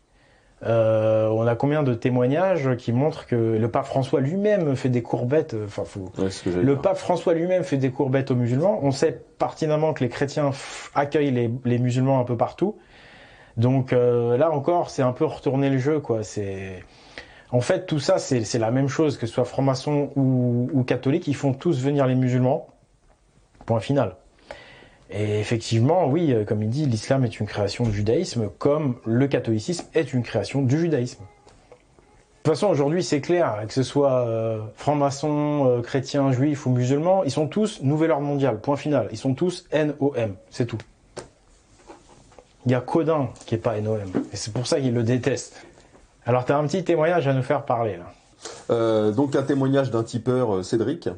Un type pour t'encourager et te souvenir dans ton combat. Les gardiens de la tradition et de notre héritage ont trouvé en ta personne un porte-flambeau courageux et honorable. Frère d'âme et frère d'armes. C'est dur à dire ça, hein. Frère d'armes et frère d'âme. Non, mais c'est ça. C'est les caractères, Ouais. c'est écrit blanc sur rose. J'ai du mal à lire. Bon, on va le refaire. On n'a pas une bonne imprimante. Hein. Il veut que vous envoyez des dons, je crois. Frère d'armes et frère d'âme. Bah, c'est très sympathique à toi, Cédric. Merci. La participation matérielle, c'est également important. Donc, et puis c'est touchant comme témoignage. Merci beaucoup. Deuxième témoignage de Christelle, toujours tipeur. Je te remercie, Oleg, du fond du cœur pour toutes les connaissances qu'il m'a déjà apportées et pour toutes celles à venir. Je souhaite apporter mon soutien à son immense travail auprès du public au travers de vidéos, d'écriture, de livres et de publications. À titre plus personnel, je le remercie aussi pour m'avoir reconnecté avec mes racines et mes ancêtres en divulguant leur véritable histoire, en rétablissant publiquement leur honneur et leur mémoire. Enfin, je pense que tout travail valeureux mérite reconnaissance et justice. Foi de Gauloise, un éternel merci. Oleg, amicalement, Christelle. Bah, merci beaucoup, Christelle. Témoignage très chaleureux. Ça me va droit au cœur, donc merci beaucoup. Un troisième témoignage. Salut Oleg, merci pour ton travail. Alors je le cite, Loup Blanc. Pardon, excuse-moi. Salut Loup Blanc. Salut Oleg, merci pour ton travail. Je suis impressionné par ta capacité à donner du sens à des informations et des faits au-delà des idées reçues. Tu as des qualités de chercheur, car tu as une bonne intuition et une véritable indépendance d'esprit. Et surtout, tu as à la fois une capacité d'analyse fine, du détail et le sens de l'essentiel, du fondamental. Il est vital d'avoir les deux pour progresser sur le chemin de la vérité et je trouve que tes démonstrations sont puissantes et inspirantes. Je m'aperçois quand je les partage que la plupart des gens accrochent car elles font sens et sont bien étayées. Ton travail a fait fructifier beaucoup d'infos que j'avais sans arriver à les articuler entre elles. Par exemple, j'ai été saisi il y a longtemps par le travail des anciens bâtisseurs et leurs messages, et même si je savais que la piste extraterrestre était bidon, parce que les grands médias américains l'ont reprise à leur compte sur Discovery et History Channel notamment, je n'arrivais pas à avancer à partir de ces messages quant à leurs origines, et même leurs significations les plus profondes. La source hyperboréenne du savoir et de l'humanité que tu mets en avant éclaire cette signification et beaucoup d'autres choses. Elle explique par exemple la volonté d'éradication des Blancs par les élites orientalisées, et donc la volonté de dissimuler notre véritable histoire et la philosophie des anciens bâtisseurs qui consiste à diffuser les savoirs fondamentaux pour véritablement faire montrer le niveau général de connaissances et favoriser l'émancipation et l'autonomie. Clairement, une philosophie incompatible avec le contrôle et la domination. Bah, tout à fait, Loup Blanc. Merci pour ton témoignage. C'est une très belle analyse que tu as fait. Peut-être des talents pour rédiger des articles, hein, pourquoi pas. En plus, j'ai vu que tu m'avais fait aussi une remarque juste après. Bon, j'ai coupé. Je disais que je laissais des fois des fautes d'orthographe. Et c'est vrai, de temps en temps, c'est un peu mon péché mignon, parce que je m'intéresse pas aux apparences, mais que le fond des choses. Et je dois dire à ce sujet que l'allemand ancien ne tenait pas compte de l'orthographe. Parce que ce qui compte, c'est d'abord le sens des choses, le fond des choses. Fin de la parenthèse, ton analyse est très bonne. Donc, comme je disais, c'est effectivement cette tradition, c'est quelque chose pour nous désenvoûter, pour nous délaver le cerveau, parce qu'on nous lave le cerveau, mais à un point incroyable. Et cette tradition permet d'avoir des humains pleins, entiers et émancipés. Donc ouais, t'as mis le doigt dessus. Et donc n'hésite pas, Loup Blanc, à venir, pourquoi pas écrire des articles. Voilà, et merci pour ton témoignage. Alors, là on va parler du problème de l'ostracisation, du déréférencement de mes vidéos, voilà, de la discrimination, du harcèlement que je subis, de la sourde violence et fourbe violence que je subis. Je peux vous le dire, là, ils font tout ce qu'ils peuvent pour venir me parasiter, m'approcher, me faire du mal. Ça, c'est clair. Mes potes qui sont modérateurs pourraient en témoigner. Mais bon, c'est logique et je vais pas jouer ma victime. Quand la personne qui retrouve les secrets du Vatican, quand quelqu'un arrive à retourner à la cause des causes, bah ce messager-là, il faut le détruire, quoi. Parce que le message que je ramène, c'est une explosion spirituelle et psychologique. C'est un boom dans les consciences, c'est un enchantement. Donc évidemment, ce message-là, pour le tuer, c'est plus facile de tuer le messager. Voilà, donc c'est pour ça qu'il m'attaque moi. C'est le revers de la médaille. Mais quand même, c'est intéressant. Regardez, vous allez sur Google ou sur YouTube, vous tapez Oleg de Normandie, par exemple, sur Google. Tapez Oleg de Normandie. Vous allez vous apercevoir qu'il n'y a aucune de mes chaînes qui apparaît sur la première page. Aucune. C'est des chaînes bidonnées. Ils ont piqué des vidéos à moi et ils ont créé des fausses chaînes avec mes vidéos, ce qui est interdit. Et ils ont réussi à se faire référencer en premier. Pour que les gens qui s'intéressent à moi, ils tombent juste sur une chaîne bidon qui fait que ça fait pas des vues pour ma chaîne déjà, et qui fait que justement mon référencement Google, il est pourri. Parce que du coup, quand on tape Oleg de Normandie, on tombe sur des fausses chaînes, et les gens, du coup, ils ont pas l'intégralité de mon message, ils vont avoir juste une vidéo, et ma chaîne, du coup, la vraie chaîne, elle est aux oubliettes. Ce qui fait que les gens peuvent pas être informés de l'actualité, ils tombent sur des vidéos d'il y a 3 ans, et ils ont fait, je sais pas combien de fausses chaînes de moi, donc c'est illégal, c'est du vol. Mais quand tu tapes Oleg de Normandie sur YouTube, tu tombes sur eux. Et sur Google. Et sur YouTube, c'est pareil. Tapez le message des pyramides dans YouTube, vous tombez pas sur ma vidéo. Si vous voulez tomber sur ma vidéo, il faut rajouter Oleg, peut-être juste Oleg, ça suffit, ou Oleg de Normandie. C'est incroyable, c'est abusé. C'est abusé. C'est vraiment, ils ont employé des grands moyens, je sais même pas comment il faut faire pour faire tout ça, tu vois. Mais je peux te dire qu'ils dépensent énormément de temps et d'argent pour me faire du mal. Je peux te dire qu'ils ont fait dépenser des budgets énormes pour créer des fausses chaînes qui font des vidéos qui sont des faux. Il y a le fameux connard là que j'avais remis à sa place sur Facebook. Abonnez-vous à la page Facebook, Pagani Hyperboréen. Qui s'amusait à faire des faux, à dire ouais j'ai découvert ça, regardez les alignements entre Stonehenge et machin, il y a tant. Et en fait tu t'aperçois que ce qu'il dit c'est à dormir debout et ça marche pas, mais ça paraît vrai. Putain, mais il a fait des vidéos entières de faux juste pour que quand les gens font des recherches, il y ait que du faux sur internet et juste pour qu'on tombe pas sur mes vidéos. Combien ça doit coûter? Alors le coût d'une vidéo YouTube, c'est ce que je disais là, je sais pas si c'est avant ou après, dans la vidéo on verra au montage. Quand vous voyez combien il a coûté le film qu'ils ont fait là, Hold Up, ils ont demandé 200 000 € les gars, pour faire le film qu'ils ont fait. Vous avez vu combien moi j'ai demandé pour le message des pyramides? J'ai rien demandé. Regardez la différence entre les deux films. Dites-moi celui que vous préférez, et surtout regardez la qualité technique. Vous allez voir que techniquement c'est le même niveau, voilà, on est dans le même monde. Donc vous comprenez premièrement que moi je fais un travail exceptionnel parce que mes vidéos sont gratuites, et que une vidéo ça coûte extrêmement cher. Donc le message des pyramides ça aurait dû coûter, d'après ce que j'en crois, quelques centaines de milliers d'euros, d'après eux. Donc vous imaginez la valeur que j'ai. Je suis plus capable de produire des vidéos qui valent des centaines de milliers d'euros, mais gratuitement. Vous voyez ce que je veux dire?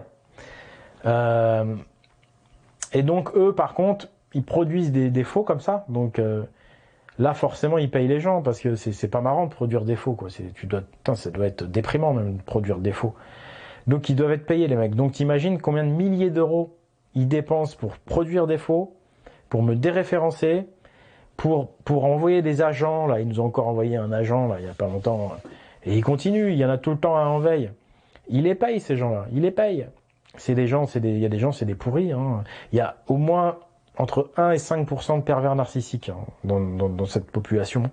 Donc ça fait énormément de gens et donc il y a toujours quelqu'un pour nous pourrir la vie, pour me pourrir la vie. Ils dépensent des fortunes, ils dépensent énormément d'argent pour me faire taire. Ça, faut que vous en soyez conscients.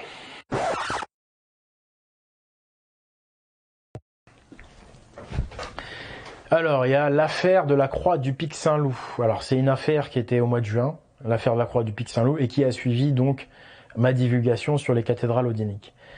Alors, c'est un attentat sous faux drapeau, enfin un attentat.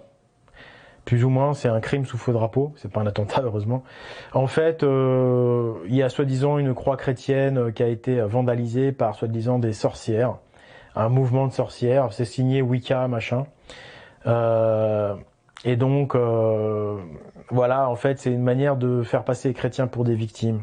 Voilà, donc c'était dans le sud, là, vous tapez croix du Pic Saint-Loup, ça a été médiatisé comme de par hasard. Des méchantes sorcières auraient vandalisé une croix et auraient signé, tu vois. Comme si le criminel, il laissait sa pièce d'identité, il signait, ouais, c'est moi qui a fait le crime. Comme si les sorcières qui auraient fait tomber, déjà on dit pas sorcière, déjà pareil, t'insultes pas les gens, on n'est pas tes païens, tu vois, on n'est pas tes nègres. Déjà, tu parles de druidesse au minimum. Donc comme si des druidesses avaient été assez bêtes pour signer comme quoi c'est elle qui avait fait le crime, tu sais. Tout de suite, ça a été récupéré par des gens qui ont l'air d'être politisés. Alors, on ne sait pas si c'est vraiment les Wicca qui l'ont fait ou si c'est des chrétiens qui l'auraient fait eux-mêmes, le truc. Parce que ça, c'est très courant, les amis. C'est des gens qui sont chrétiens, ils vont détruire une église et ils vont signer que ça a été fait par Mohamed ou par Ragnulf le Viking, tu vois. Pour faire genre, ah, on agresse les chrétiens, tu vois. Ça, c'est inconnu, hein. C'est un truc connu. Donc, toutes les signatures sur les vandalismes, en fait, souvent, c'est des attentats sous faux drapeau, j'ai envie de dire, tu vois. Et là, ce qui est intéressant avec cette affaire de la croix du Pic Saint-Loup, c'est comme de par hasard, c'est récupéré par Égalité et Réconciliation de Soral. Il suffit de voir les commentaires à honteux de R, comme quoi, ouais, salope de sorcière, faut les brûler sur des bûchers. Voilà ce qu'ils ont commenté. ER, qui sont normalement estampillés complotistes, c'est-à-dire c'est les premiers à dénoncer les attentats sous faux drapeau. C'est les premiers à dire que quand un crime est commis au nom de quelqu'un, en fait, c'est bien souvent ce quelqu'un agit sous fausse identité, parce qu'au final, à qui profite le crime? Tu vois, c'est toujours ça, en fait, la question clé, c'est à qui profite le crime? Donc là, ce crime qui profite aux chrétiens, et sur ER, soi-disant des gens réfléchis, tout ça, qui démasquent les complots, c'était que des sale sorcière, faut qu'elle brûle. Regardez comment Égalité et Réconciliation est devenue en quelques années une officine de néo-inquisiteurs au service du système. Mais alors attention, eux, ils clament haut et fort qu'ils sont résistants au nouvel ordre mondial. Oui, mais ça doit être le nouvel ordre mondial en chocolat alors, hein, c'est pas le même. Regardez, ils incitent à restaurer la Sainte Inquisition, comme Papacito, voilà, ils disent qu'il faut garder du bois pour faire des bûchers pour les sorcières. Moi, quand je les ai quittés, il y a 8 ans, les gens, ils réfléchissaient chez ER. On se posait des questions. Là, plus du tout. Ils se réapproprient Notre-Dame. Ils pensent que Notre-Dame, l'incendie, c'est quelque chose de christianophobe. Alors qu'en réalité, c'est un incendie anti-odinique, anti-gallo-viking. Parce que oui, mes amis, les sorcières, en fait, ça s'appelle des druidesses, des Alwyn, quand on connaît l'histoire et quand on les respecte. Et ce sont ces sorcières, entre guillemets, qui ont financé les cathédrales Notre-Dame. Et les cathédrales Notre-Dame sont dédiées à ces sorcières. Et ouais, bande de nigauds. Et là, vous, les résistants au système, vous reprenez une affaire dans laquelle on a la croix qui est restaurée en grande pompe par un hélicoptère, relayé par le Parisien, relayé par tous les médias nationaux.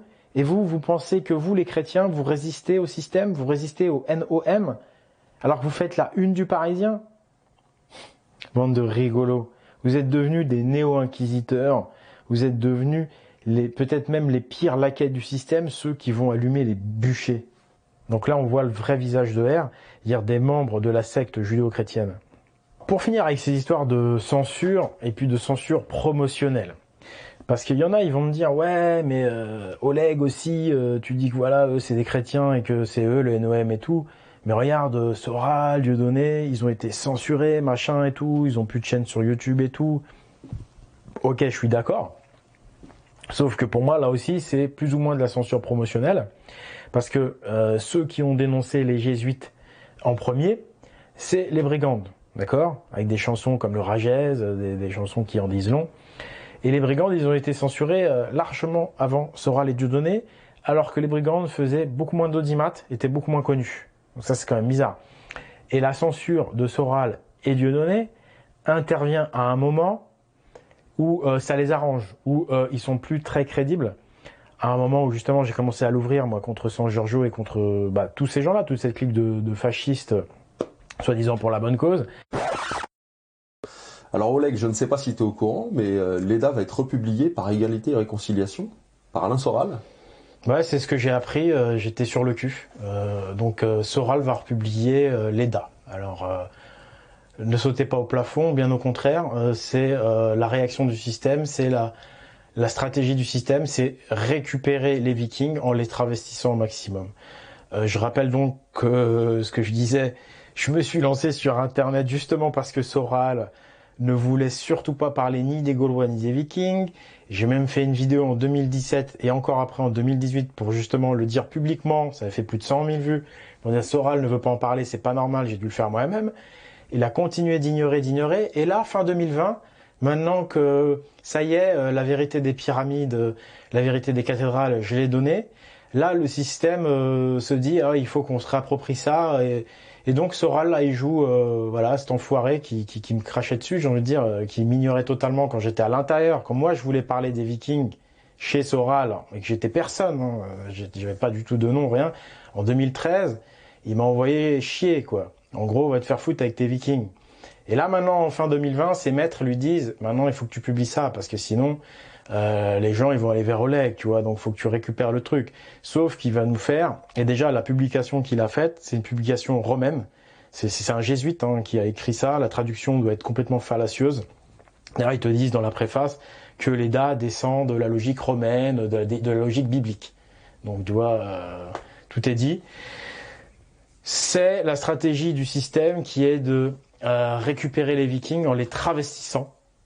Assassin's Creed Valhalla, c'est ça. C'est des insultes. C'est mettre du poison dans ce qu'est l'identité viking, leur culture. C'est les transformer en voyous alors que c'était les chevaliers. Donc c'est vraiment dégueulasse ce qu'il fait. Et c'est pour ça que nous aussi, à l'Esprit Viking, on va republier l'EDA de Snorri. Parce qu'il est intolérable de laisser l'ennemi faire des mauvaises publications, des publications traduites par les talmudistes. Je rappelle qu'on a déjà publié ça. Ça, c'est l'EDA partie poétique, il y a deux parties.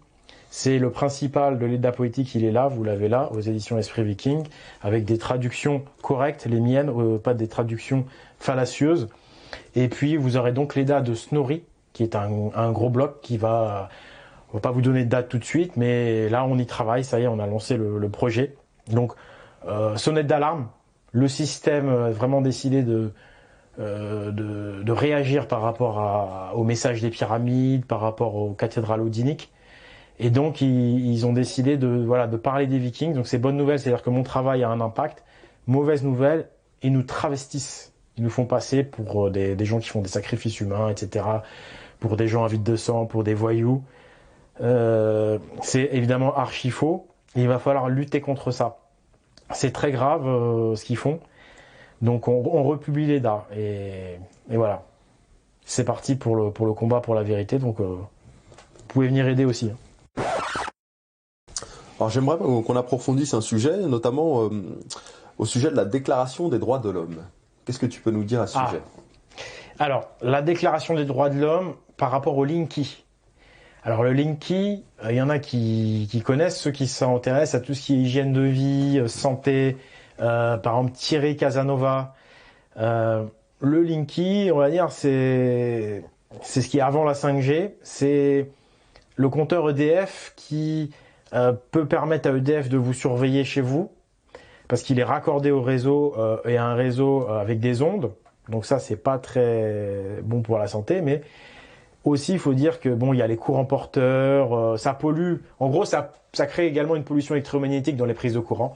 Ça crée une pollution. Donc pour la santé, c'est pas terrible. Et en plus, ils surveillent. Ils peuvent surveiller. Ils peuvent savoir quand est-ce que tu allumes ton frigo, quand est-ce que tu l'éteins, etc. Et donc, voilà, par rapport aux droits de l'homme, pourquoi j'avais envie de parler des droits de l'homme par rapport au Linky? Mais c'est tout bête. En fait, il faut arrêter de se laisser laver le crâne. Il faut simplement regarder les choses dans la vie réelle. Moi, en fait, j'étais directement concerné par ça. Tous mes voisins me disaient « Ouais, tu vas être obligé de mettre le Linky, c'est obligatoire, c'est comme ça, et puis c'est tout. » Ça, pendant des années, on nous a dit ça. Et puis là, ça a commencé à changer. Là, les gens disaient « Ouais, mais si tu mets pas le Linky, ils vont te le faire payer après, même si c'est pas forcément trop obligatoire. Vaut mieux le mettre, un jour ce sera obligatoire, sinon c'est payant. » Bon, déjà, là, le discours, il avait changé. Bon, bref, il se trouve que tout ça, c'est de la propagande. Ne mettez pas votre compteur Linky, vous faites simplement une lettre, il y a des lettres types qui existent, et en gros dans cette lettre, ce qui nous permet de garder notre libre arbitre et de ne pas être pollué par le Linky, et notre liberté de ne pas être surveillé, c'est les droits de l'homme. Dans cette lettre que j'ai envoyée donc à... Ils ont changé de nom là, c'est NE10 je crois, avant c'était EDF, tu vois. Même ça c'est typique de notre société, quoi. On change tout, on embrouille tout le monde. NE10 ça veut rien dire. T'envoies ta lettre à NE10 qui stipule la déclaration des droits de l'homme, la révolution de 89, et grâce aux droits de l'homme et 89, les gens ne vont plus venir te faire chier à déposer le compteur. Et j'ai pas été emmerdé, tu fais ta lettre et t'es pas emmerdé. Et ils sont là, ouais mais ils vont venir, ils vont vous mettre le compteur de force, ils vont vous mettre la pression, c'est des milices. Tout ça c'est du bidon, tout ça c'est de la propagande. Arrêtez d'écouter les informations, même sur les réseaux alternatifs, tout est fait pour vous faire peur. C'est pas vrai. Il y a encore des droits et il y a encore de l'espoir. C'est la déclaration des droits de l'homme. C'est grâce à elle que, juste une petite lettre et hop, il n'y a pas de Linky. Et les 10 ans de lavage de cerveau, tu seras obligé de mettre du Linky, les débats, les trucs de tarés, là, les débats interminables. Moi, je connais des gens qui travaillent chez EDF et qui sont des bons moutons, hein, et qui me disaient, mais si, il faut que tu mettes le Linky, c'est obligatoire, cherche pas, c'est obligatoire. Tout ça, toute cette propagande, pour rien. Peanuts de la merde, vous la foutez au cul. Juste une petite lettre avec l'article qui va bien, déclaration des droits de l'homme, 1789, et ton Linky, tu te le gardes. Tu te le fous, je pense. Donc vous voyez l'importance des droits de l'homme et pourquoi, en fait, le NOM veut les enlever. C'est pour justement pouvoir imposer le Linky, le 5G et tout le bordel. Donc tous ceux qui attaquent les droits de l'homme, ce sont des agents. Ça, dites-le vous bien, parce que s'il n'y a pas les droits de l'homme, j'aurais eu mon Linky. Donc, vous savez de qui on parle, ceux qui attaquent les droits de l'homme, hein. Dieudonné, Soral, ils sont toujours en train de cracher sur les droits de l'homme. Non, mais là, c'est un exemple concret, quoi. Je veux dire, c'est du concret. Les droits de l'homme nous sauvent encore aujourd'hui. Donc, tous ceux qui crachent sur les droits de l'homme en prétextant que c'est à cause des droits de l'homme que la société part en couille, c'est pas vrai. La société part en couille parce que les droits de l'homme sont pervertis. Enfin, la démocratie est pervertie. Et on pervertit les droits de l'homme en donnant les droits des arbres, pareil. Le droit des arbres qui veulent faire pour interdire les sapins de Noël. Moi, c'est pareil, du coup, moi qui suis odinique, qui est attaché au sapin de Noël, je vais dire quoi? Je vais dire que c'est à cause des droits de l'homme qu'on interdit les sapins de Noël. Faut être débile pour penser comme ça. Tu vois ce que je veux dire? Au bout d'un moment, il faut arrêter, il faut avoir du bon sens. Les droits de l'homme nous protègent. Par contre, le mec qui va créer les droits de ceci, les droits de cela, lui, c'est un pervers. Lui, il n'a pas à faire ça, tu vois. Mais qu'on arrête d'attaquer les fondements de l'état de droit. Ça, je suis désolé. Les gens qui attaquent ça, c'est des agents. C'est pas des résistants, c'est pas des héros. Alors Oleg, moi qui suis un petit peu ce qui se passe un petit peu sur les réseaux sociaux et sur Internet, j'ai vu quelques critiques notamment concernant ton film Le Message des Pyramides, des critiques notamment liées à la qualité que tu as produit, à la qualité du film Les Messages des Pyramides. Et moi, ça me ramène un petit peu à m'amener des questions sur l'origine des financements des films participatifs notamment, et la comparaison qu'on pourrait faire avec le film Hold Up, qui lui aussi est sous le feu des critiques, mais qui n'est pas le même contenu, c'est pas le même message qui est divulgué dedans. Donc qu'est-ce que tu peux nous dire à ce sujet-là? Ouais, et puis c'est pas du tout le même budget aussi. Le film Hold Up, c'est un film à 200 000 € de budget, et c'est un film qui devait être vendu à la base. Donc quand tu vois le contenu du film Hold Up, techniquement, c'est pas transcendant. Quand tu vois effectivement mon film Le Message des Pyramides, le financement, en fait, il n'y en a pas eu. En fait, on va dire que je m'appuie sur le Tipeee que j'ai régulièrement, donc environ 400 euros, 500 euros par mois. Voilà, ça c'est le financement participatif qui a permis de faire Le Message des Pyramides. Donc il est évident que c'est pas, comme j'avais dit, techniquement un film de haut niveau. Mais quand vous regardez le film Hold Up, alors lui sur le plan du contenu, bah, c'est très très bien ce film, c'est très bien de sensibiliser les gens. Mais après effectivement sur le plan du technique pur, 200 000 euros pour faire ça, bah, je vous invite à comparer Le Message des Pyramides techniquement avec le Hold Up techniquement. Techniquement, Hold Up, je suis désolé, c'est pas transcendant. J'aurais pu le monter. Je vous le dis franchement, regardez bien, c'est le même niveau de montage que je fais. Moi, je fais ça pour 500 euros par mois. J'ai fait ça en un mois le film, j'ai en gros 500 euros de financement. Eux, ils ont pris 200 000 et derrière, ils voulaient le vendre. Donc posez-vous aussi les bonnes questions. Ça, c'est important de comprendre ça. Donc, pour répondre à ceux qui critiquent le film Le Message des Pyramides, en termes de contenu, moi, ce que j'apporte, c'est des choses qui ne sont plus connues depuis des siècles. Là, j'ai cambriolé la bibliothèque du Vatican. Donc, j'ai envie de dire, l'apparence, on s'en fout, quoi. Ce qui est important, c'est le message. Voilà. Là, c'est une révolution spirituelle que j'apporte. Donc, et puis, on est une société de l'apparence, ça commence à bien faire. Là, c'est le fond, et c'est pour, en gros, 0 euros. Hein. J'ai rien demandé de plus que d'habitude. Donc, j'ai presque envie de dire, par rapport à ce qu'ils ont fait, eux, au nom de la vertu, à vous de comparer, quoi. Vous regardez les deux films, ce que ça vous apporte, le contenu. Il y en a un, il a 200 000, l'autre à 0. Bon, voilà, moi, c'est ce que je répondrais à ceux qui critiquent Le Message des Pyramides, quoi. Bonjour, alors moi c'est Philippe, j'ai 39 ans, j'habite en Île-de-France. Que pensez-vous du travail de Oleg de Normandie? Alors pour moi, Oleg de Normandie a réalisé un travail colossal sur différents aspects. Donc le premier, c'est sur le plan, je dirais, historique, où il a débunké un très grand nombre de faits, des vérités qui étaient cachées, qui nous ont permis de nous reconnecter avec la tradition de nos ancêtres. Le deuxième, qui est intimement lié, qui est sur le plan, je dirais, spirituel, il a donné du sens à tout un tas de mythes et de faits, justement hérités de nos ancêtres. Et je dirais pour terminer que son travail, au-delà d'être historique, est un travail vertueux. Et c'est un message de générosité et d'amour. C'est vraiment comme, je dirais, un message des temps obscurs qui permet d'illuminer nos cœurs. Au-delà de tout ce qu'il produit, je pense que c'est vraiment ce qu'il représente. Il incarne ce messager qui arrive dans les temps obscurs pour porter un message de vérité.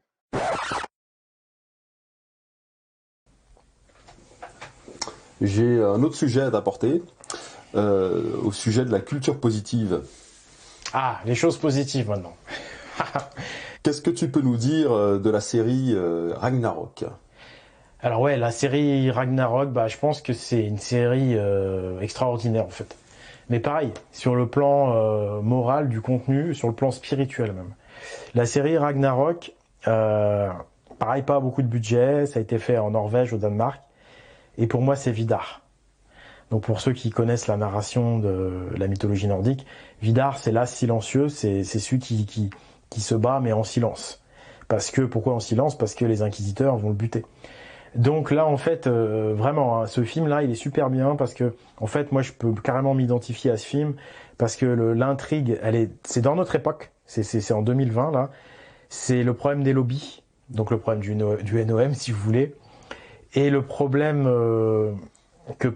par le problème, les youtubeurs. En gros, au début, c'est une youtubeuse contre les lobbies, et la youtubeuse. Voilà, elle se fait buter. Voilà, elle se fait buter par les lobbies qui ont des méthodes de mafieux. Ça, c'est le début du film. Mais vous voyez, le contexte est extraordinaire. On est vraiment dans quelque chose de pur qui incite les gens à une saine réflexion, qui montre les choses telles qu'elles sont vraiment, mais dans un cadre mythologique.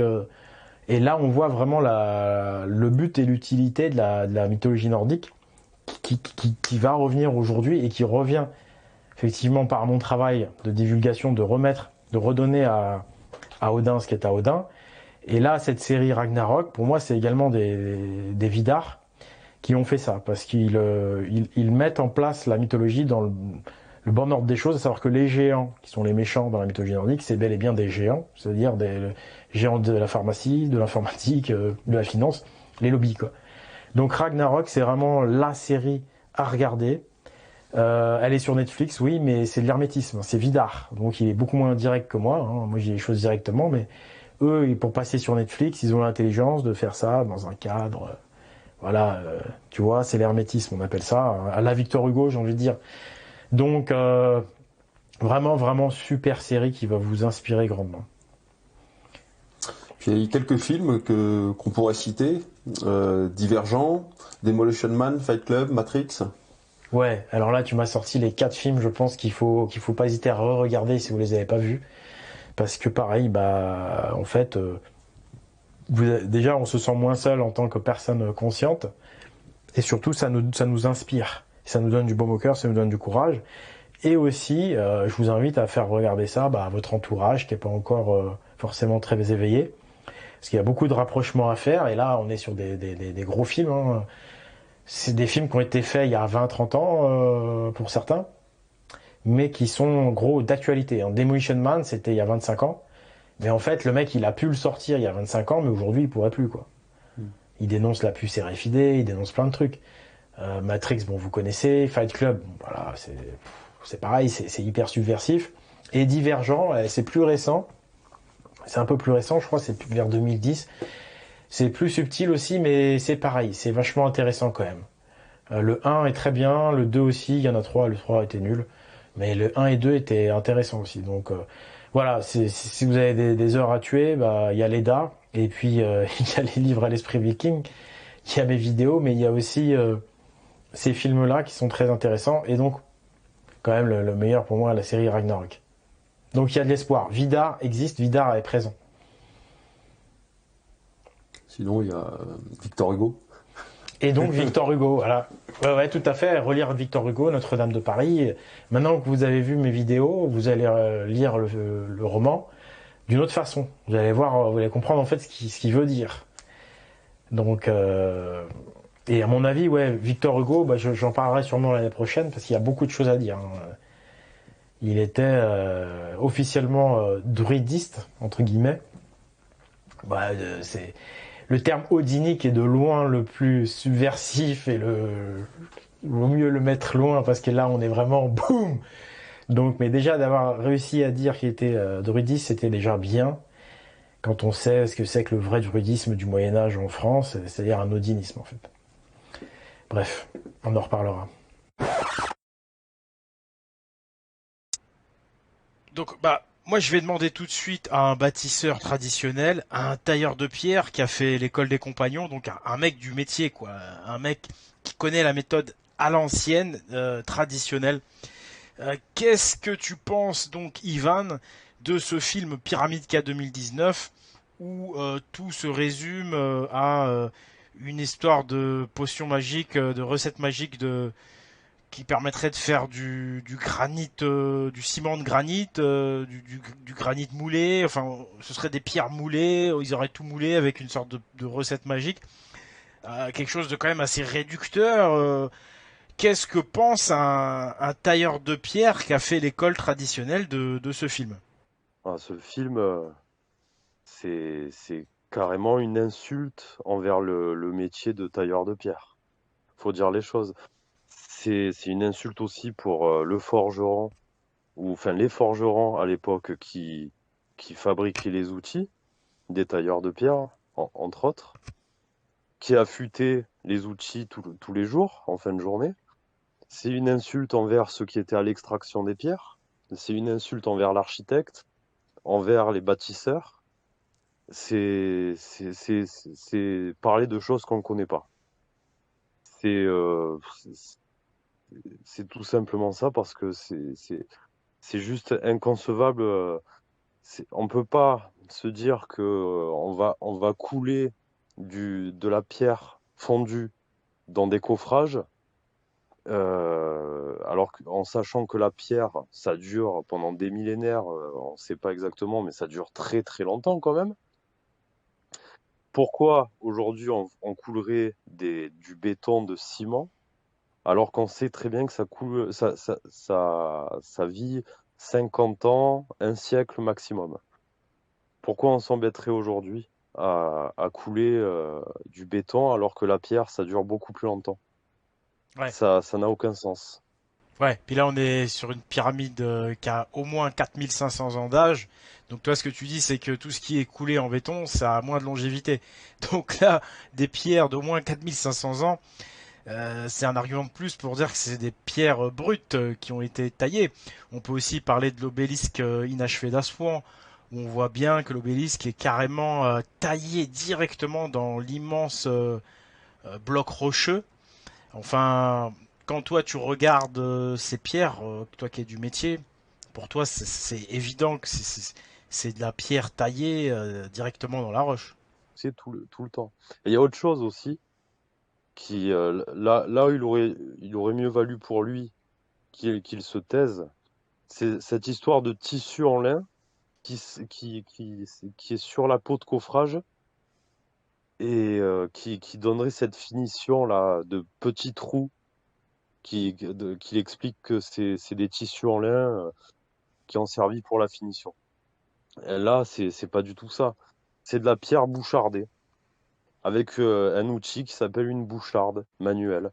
Il suffit de prendre la boucharde, de taper et sur la pierre. C'est comme taper avec une massette, mais en donnant des coups avec une gestuelle et une vitesse particulière. Et là, on arrive à cette finition. C'est quand il visite la cathédrale de Clermont-Ferrand, Notre-Dame de l'Assomption, qui voit, en regardant 2-3 pierres, il se dit « Ah, c'est de la pierre coulée », parce qu'il y a cette finition de pierre bouchardée. C'est là qu'on voit qu'il connaît rien au métier, qu'il est là pour faire de la propagande. Parce que n'importe qui connaît le travail de la pierre, au niveau de la finition, rien que pour ça, il voit très bien que c'est une pierre bouchardée.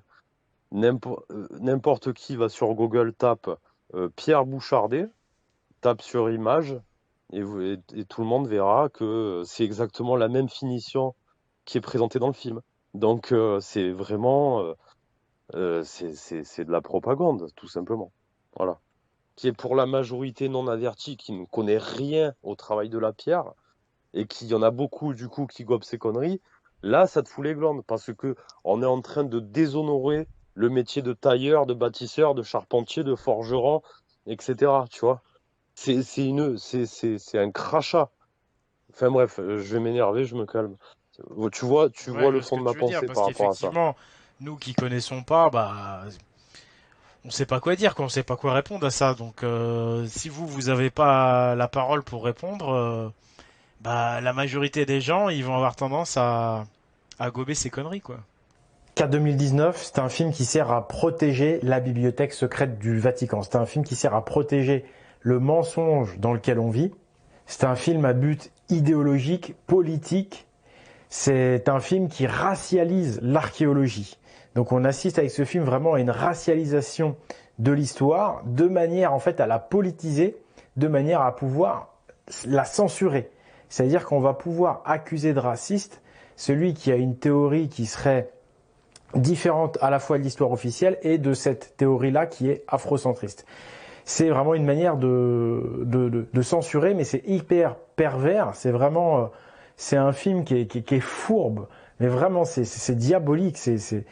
Parce qu'ils utilisent en fait la communauté noire comme otage.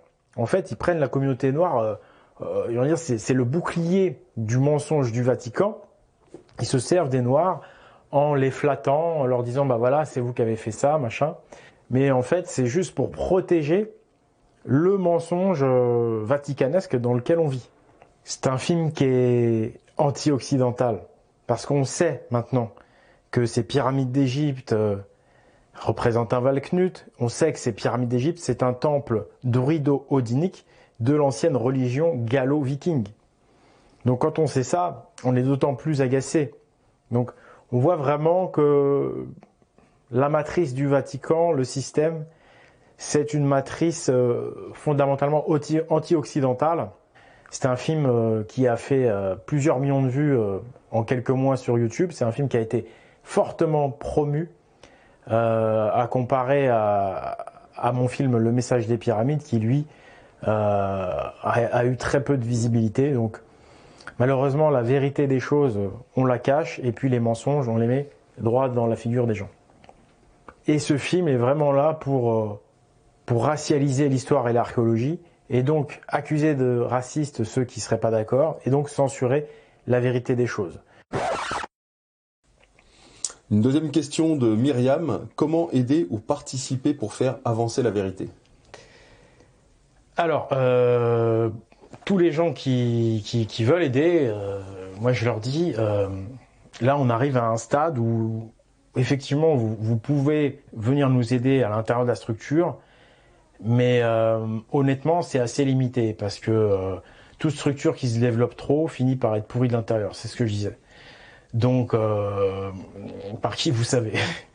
Donc le mieux en fait, si vous voulez aider, c'est de vous-même devenir producteur, créateur. On a besoin de gens qui rédigent des articles, on a besoin de gens qui font des visuels pour Facebook ou pour vous voyez, une image associée à une idée, un peu d'humour, ou quelque chose qui provoque un petit peu, qui fait passer un message. Ça c'est des choses simples, on n'a pas besoin forcément d'un youtubeur qui fait des vidéos, mais on a besoin de tout ce qu'il y a autour, développer le site internet, développer plein de choses. Après, si des gens veulent se lancer sur YouTube, qu'ils n'hésitent pas. Si je vois que le travail que vous faites est bien, peut-être qu'un jour je vous relayerai. Mais attention, c'est pas des garanties. D'ailleurs, c'est un milieu qui est très compliqué, parce qu'il est évident qu'il y a des agents qui risquent aussi de vouloir s'infiltrer dans la brèche. Mais on arrive à un stade où il y a tellement de choses à développer. J'ai envie de dire aux gens, commencez à vous-même à faire des trucs, et quand vous venez nous voir, vous pouvez venir nous voir grâce donc à l'association Pagan, et notamment grâce à la communauté Discord. Sur le Discord, vous pouvez nous joindre et vous pouvez nous présenter vos travaux. Voilà. C'est surtout ça qu'on a besoin aujourd'hui, hein. C'est des gens qui sont capables de produire, de créer des choses. Et donc n'hésitez pas, s'il y en a qui veulent se lancer à faire des vidéos, on sera pas de trop, hein. Voilà. Et puis évidemment, sinon, matériellement, c'est plus simple. Et c'est toujours important, puisque, vous voyez, on a toujours besoin d'argent pour développer des films, des machins. Moi, j'ai besoin de bouffer aussi. Donc, vous pouvez m'aider sur le Tipeee, et vous pouvez aider l'association, la structure, en faisant des dons ou en y adhérant. Voilà. Adhérer à l'association. Ça va nous permettre de vivre. Là, cette vidéo, on l'a fait aussi grâce à la structure associative, hein, donc voilà. Pour synthétiser tout ça, je vous dirais, écoutez les gars, voilà, j'ai ramené la semence de la tradition, il n'y a plus qu'à la faire fleurir maintenant. Prenez un bout de cette semence et allez vous aussi la répandre, de manière à faire un maximum d'arbres. Mais surtout, il faut protéger cet arbre. Donc, devenez actif, devenez proactif. Annoncez la bonne nouvelle, devenez proactif, mais en voyant le bon côté des choses, en annonçant le bon côté des choses. Et puis, ce que vous pouvez faire, c'est tout simplement faire ce qui était prévu par nos sages ancêtres et retourner au modèle de société de base. C'est vraiment retourner à la vie réelle. Votre militantisme, vous pouvez le faire effectivement sur les réseaux sociaux, mais vous devez aussi le faire, et c'est là pour moi, c'est vraiment là que ça va se jouer, sur le terrain. Vos voisins, vos collègues, annoncez la bonne nouvelle, voilà, parlez pas des choses négatives, parlez des bonnes nouvelles, et ensuite, derrière, le plan d'action, c'est tout simplement les assemblées locales, hein. C'est-à-dire se réapproprier nos églises. Les églises romanes gothiques sont les nôtres, et ce sont des églises qui sont faites pour faire des assemblées démocratiques. Voilà. Donc, reprendre le contrôle de sa vie, reprendre le contrôle au niveau local, dans les petits villages, commencer à conscientiser que ces églises, peut-être bien que c'est une église qui est druido-odinique. Et si c'est une église druido-odinique, c'est la vôtre. C'est celle de la justice, de la vérité, de la démocratie. C'est celle des philosophes. D'accord ? C'est des églises qui ont été récupérées au XVIe pendant l'Inquisition, mais c'est des églises qui étaient dédiées autrefois au dialogue, à la démocratie locale. Donc, prévenez Étienne Chouard aussi. Ce serait intéressant que vous préveniez Étienne Chouard, parce que en fait, là, on a trouvé ce qu'il recherche depuis toujours, ce qu'il trouve chez les Grecs et qui est en fait chez les Gaulois. Parce qu'en fait, tout ce qui est gaulois, comme je disais, tout ce qui est occidental, ça a été tellement détruit par l'Inquisition du Vatican qu'en fait on retrouve cette tradition occidentale uniquement en Grèce, chez les Grecs, tout simplement. Mais c'était la même tradition, on va dire, chez nous. Donc voilà, les églises assemblées, ça c'est un truc fondamental à conscientiser. Église assemblée, la tradition, c'est le paradis en fait. Donc l'église du paradis, c'est les églises assemblées. Voilà, donc tout simplement devenez des messagers, changez de paradigme, rentrez dans une autre narration et croyez dans votre histoire, croyez dans votre destin comme j'ai cru au mien, qui était celui d'incarner Hermod le Hardi, plusieurs siècles après que Snorri ait écrit son Edda. C'est le point de commencement d'une nouvelle histoire et d'un grand changement. Donc maintenant, l'histoire est relancée et la balle est dans votre camp, chers amis. Pour 2021, l'objectif, c'est que Hermod il soit plus tout seul, quoi. Voilà, dites-vous que Oleg Hermod de Normandie, ça y est, il est revenu. Donc il a fait un boulot solitaire. J'ai fait 4 ans de boulot solitaire, mais là, sincèrement, je suis éprouvé. Je vous le dis franchement. Et maintenant, il faut vraiment que 2021, ce soit vous qui vous mettiez en route. Bah merci Oleg, on a épuisé tous nos sujets pour ce nouveau format. Donc je te remercie et peut-être à une prochaine. Bah écoute, de rien, je te remercie Viriat. Merci Fier Guerrier Celtibert pour ce partenariat fort fructueux. Et puis bah, peut-être à une prochaine fois. Après peut-être un Oleg Valhalla. En tous les cas, on se reverra au Valhalla, ça c'est sûr. Allez, ciao. Ciao.